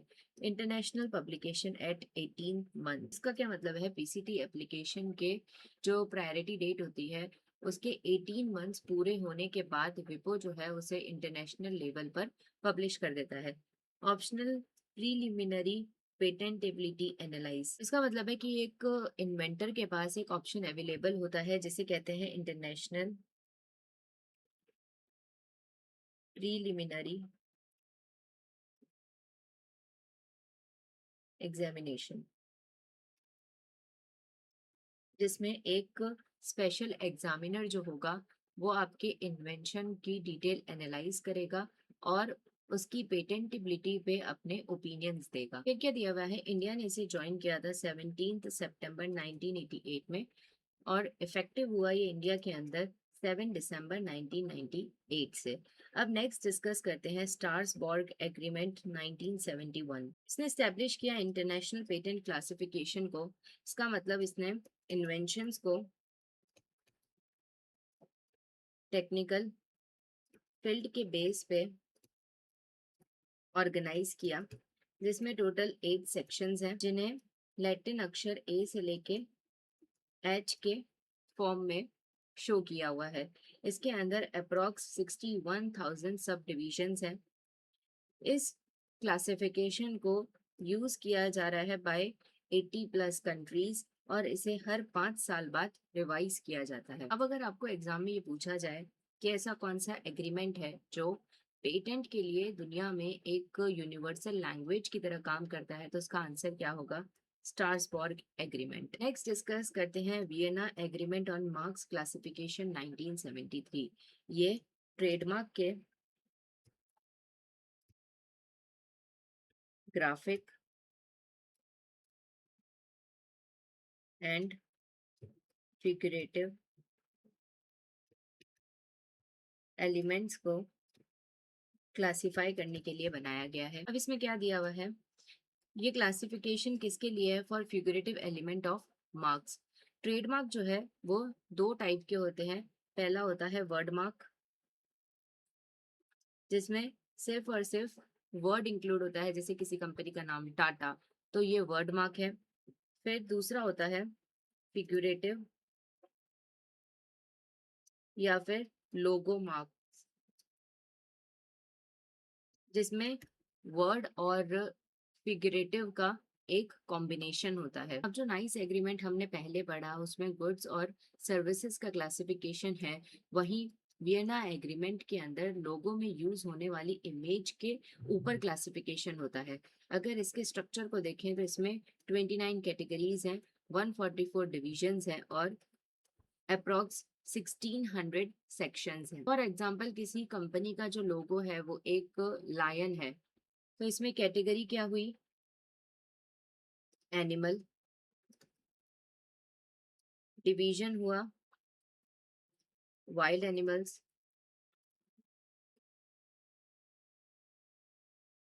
और सेक्शंस क्या होगा, या तो लायंस हो सकता है या फिर लायंस हेड हो सकता है। इससे क्या पता चलेगा कि ऐसी कौन सी और कितनी कंपनीज हैं जिनका ये लोगो है और जो ऑलरेडी ट्रेडमार्क रजिस्टर करवा चुकी हैं। अब ये जो क्लासिफिकेशन है वो एक ट्रेडमार्क एग्जामिनर को इंटरनेशनल लेवल पर सर्च करने में हेल्प करता है। कोई भी एग्जामिनर वियना कोड का यूज करके दुनिया भर का जो डेटाबेस है उसे एक्सेस कर सकता है और देख सकता है कि एक जैसे कितने जो ग्राफिक मार्क्स हैं वो ऑलरेडी एग्जिस्ट करते हैं। उसके बाद डिस्कस करते हैं Budapest treaty on micro organism 1977, जिसमें रिक्वायर है कि डिपॉजिट करना होता है माइक्रो ऑर्गेनिजम्स को फॉर पेटेंट प्रोसीजर्स, जो कि क्रूशियल है इन फूड एंड फार्मा सेक्टर्स। अब डिपॉजिट क्यों करना होता है, तो जो भी इन्वेंटर होता है पेटेंट लेने के लिए उसे अपने इन्वेंशन को फुल्ली और कंप्लीटली डिस्क्लोज करना होता है, जिससे कि जो पर्सन स्किल्ड इन आर्ट है उसे रिप्रोड्यूस कर सके। इसे क्या बोलते हैं, इनेबलमेंट रिक्वायरमेंट।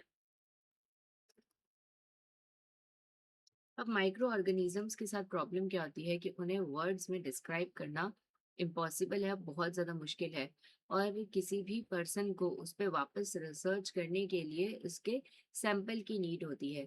इसलिए बुदापेस्ट ट्रीटी के अंदर इन्वेंटर्स को जो माइक्रो ऑर्गेनिजम्स होते हैं उन्हें इंटरनेशनल डिपोजिटरी अथॉरिटी के पास डिपॉजिट करवाना होता है। नेक्स्ट है Nairobi treaty on Olympic symbol 1981, जो प्रोटेक्ट करता है ओलंपिक सिंबल को अगेंस्ट अनऑथोराइज्ड कमर्शियल यूज। अब जो ये ओलंपिक सिंबल है वो किसकी प्रॉपर्टी है, इंटरनेशनल ओलंपिक कमिटी की। उसके बाद क्या दिया हुआ है, revenue shared with national Olympic committee if authorised, मतलब अगर इंटरनेशनल ओलंपिक कमिटी जो है वो किसी भी मेंबर स्टेट की कंपनी को ओलंपिक के सिंबल को यूज करने के लिए ऑथराइजेशन देती है तो उससे होने वाले रेवेन्यू को उसे नेशनल ओलंपिक कमिटी के साथ शेयर करना होता है। उसके बाद दिया हुआ है Washington treaty on integrated circuits 1989, जो प्रोटेक्ट करता है original layout designs of integrated circuits incorporated और नॉट। इसे इनकॉर्पोरेट किया गया इनटू ट्रिप्स विद मॉडिफिकेशन। अब नेक्स्ट कन्वेंशन है कन्वेंशन ऑन बायोलॉजिकल डाइवर्सिटी 1992, जिसका गोल क्या है, conservation, sustainable use and fair benefit sharing of genetic resources. CBD ने इंटेलेक्चुअल प्रॉपर्टी राइट्स की दुनिया में एक काफी बड़ा चेंज लाया था, क्योंकि इससे पहले जेनेटिक रिसोर्सेज को क्या कंसिडर किया जाता था, पेट्रिमोनियो, मतलब कॉमन हेरिटेज ऑफ मैनकाइंड। लेकिन सीबीडी ने जो जेनेटिक रिसोर्सेज होते हैं उनके ऊपर सोवरेन राइट ऑफ स्टेट को स्टैब्लिश किया, जिसकी वजह से पेटेंट के एप्लीकेशन के लिए डिस्क्लोजर ऑफ सोर्स करना जरूरी हो गया। उसके बाद डिस्कस करते हैं नागोया प्रोटोकॉल 2010, जिसे अडॉप्ट किया गया था अक्टूबर 29 2010 में इन नागोया, जापान, जो इंश्योर करता है fair and equitable sharings of benefit from the use of genetic resources. अब सबसे इम्पोर्टेंट बात क्या है कि जो ये प्रोटोकॉल है वो सीबीडी के एम्स को पूरा करने के लिए बनाया गया एक सप्लीमेंट्री एग्रीमेंट था, जो इंश्योर कर रही थी कि फेयर और इक्विटेबल शेयरिंग ऑफ बेनिफिट होनी चाहिए from the use of genetic resources. अब शेयरिंग ऑफ बेनिफिट का क्या मतलब होता है, जब कोई भी कंपनी या रिसर्चर एक कंट्री के जेनेटिक रिसोर्सेज को यूज करके किसी चीज का प्रोडक्शन करती है और उससे पैसे कमाती है, तो उस पैसे का कुछ हिस्सा उसे, उस कंट्री को और साथ ही साथ जो लोकल कम्युनिटी है उस जगह को देना चाहिए। उसके बाद क्या दिया हुआ है, इस प्रोटोकॉल ने प्रोवाइड किया legal certainty and transparency for both providers and users.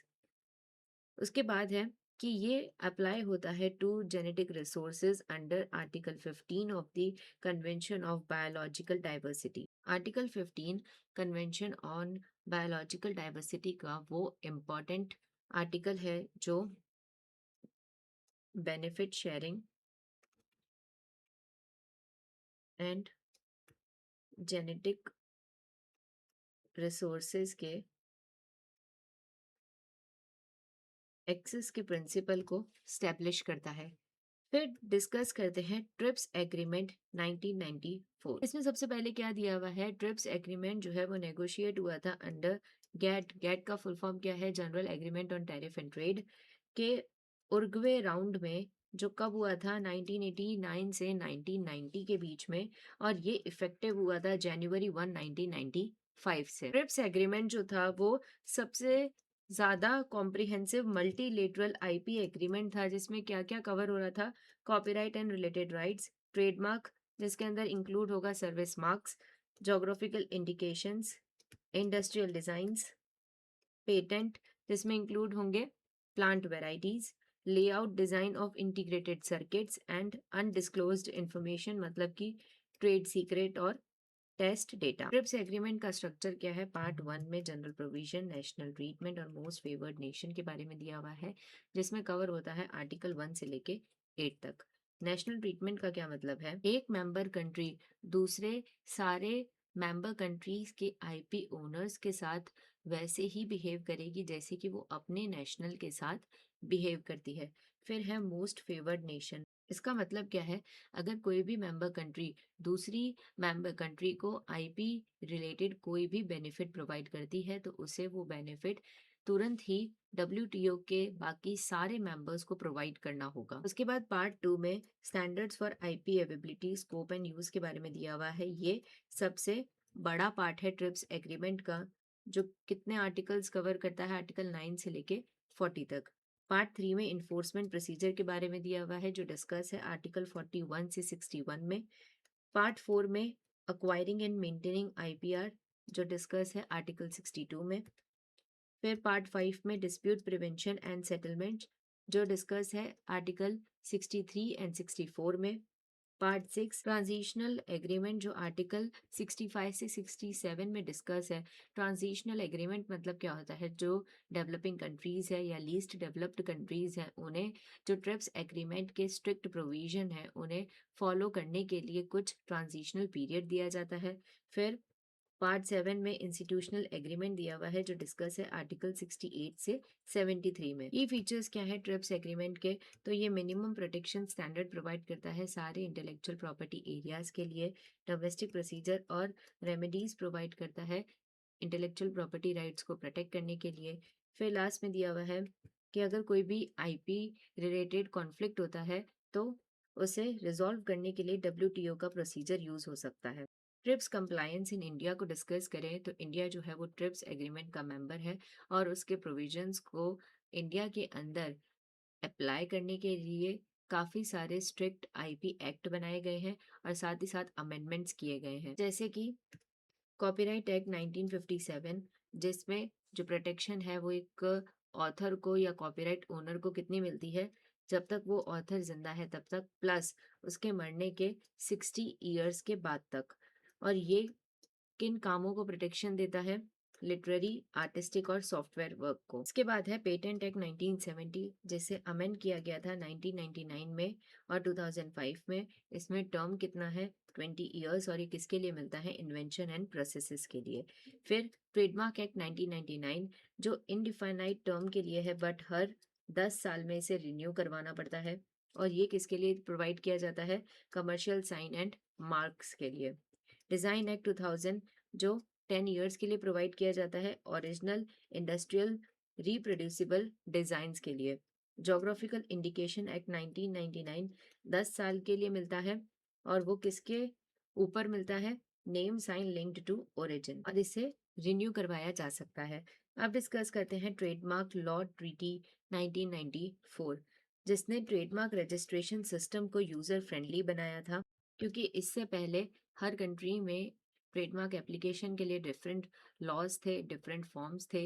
ये ट्रीटी ने एक यूनिफॉर्म सेट ऑफ एप्लीकेशन बनाया और साथ ही साथ जो आईपीआर ओनर्स हैं उनके लिए जो ट्रेडमार्क का प्रोसीजर है उसे सिंप्लीफाई किया। इस ट्रीटी के अंदर क्या कवर हो रहा था? Application for registration, post registration changes और रिन्यूअल एवरी 10 ईयर्स।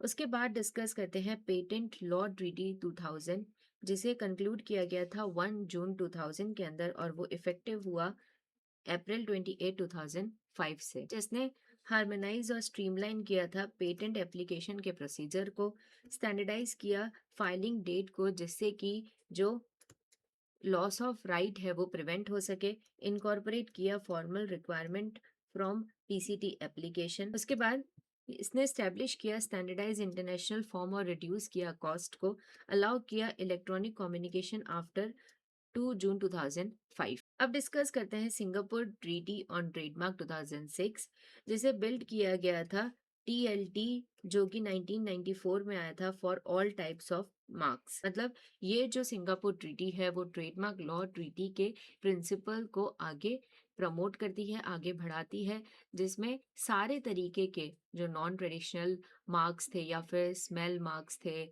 या फिर साउंड मार्क्स थे, उन तरीके के जो मार्क्स को भी इंक्लूड किया गया। ये जो ट्रीटी थी वो इफेक्टिव हुई 16 मार्च 2009 से, जिसने हार्मोनाइज किया एडमिनिस्ट्रेटिव ट्रेडमार्क रजिस्ट्रेशन प्रोसीजर को, अपडेट किया ट्रीटी रेगुलेशन को to adopt to evolving trademark systems और प्रमोट किया user friendly global trademark processes को। बेसिकली ये जो ट्रीटी थी वो digital age and new types of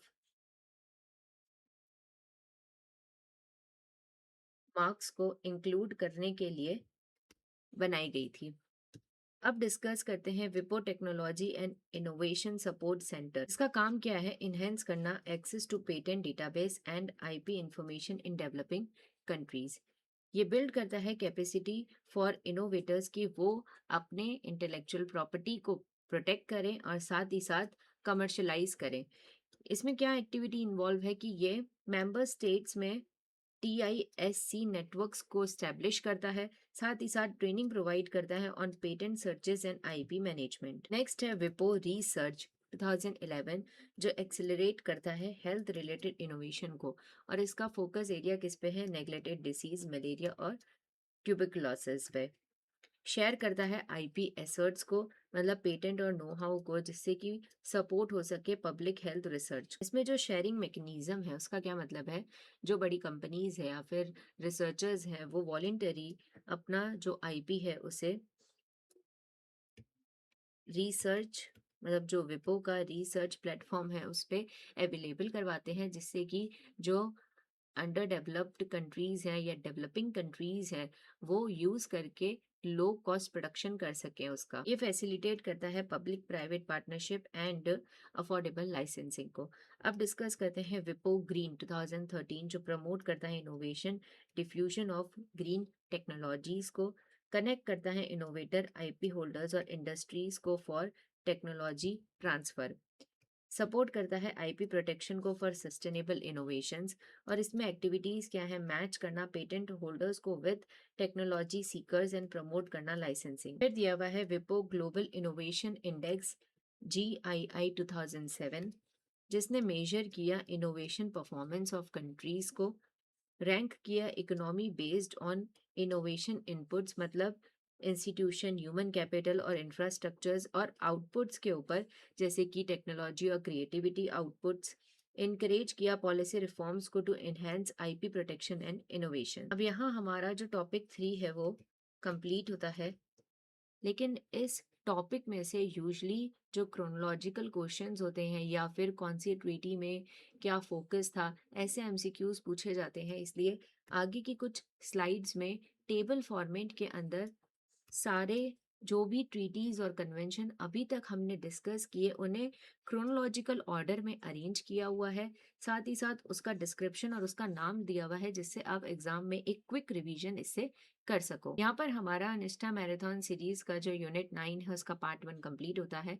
इसमें हमने 3 इंपॉर्टेंट टॉपिक कवर किए हैं। इन तीनों टॉपिक्स के रिलेटेड अगर आपको कोई भी डाउट है तो वो आप मुझसे कमेंट सेक्शन में पूछ सकते हैं। इन टॉपिक्स के रिलेटेड 10 to 20 जो इम्पोर्टेंट एमसीक्यूज हैं वो आपको हमारे टेलीग्राम चैनल और डिस्कॉर्ड सर्वर पर मिल जाएंगे। अगर आपको ये वीडियो पसंद आई हो तो don't forget to drop a like, comment and subscribe to Vidyalaya academy. मिलते हैं अगले पार्ट के साथ अगली वीडियो में। Till then take care and study well.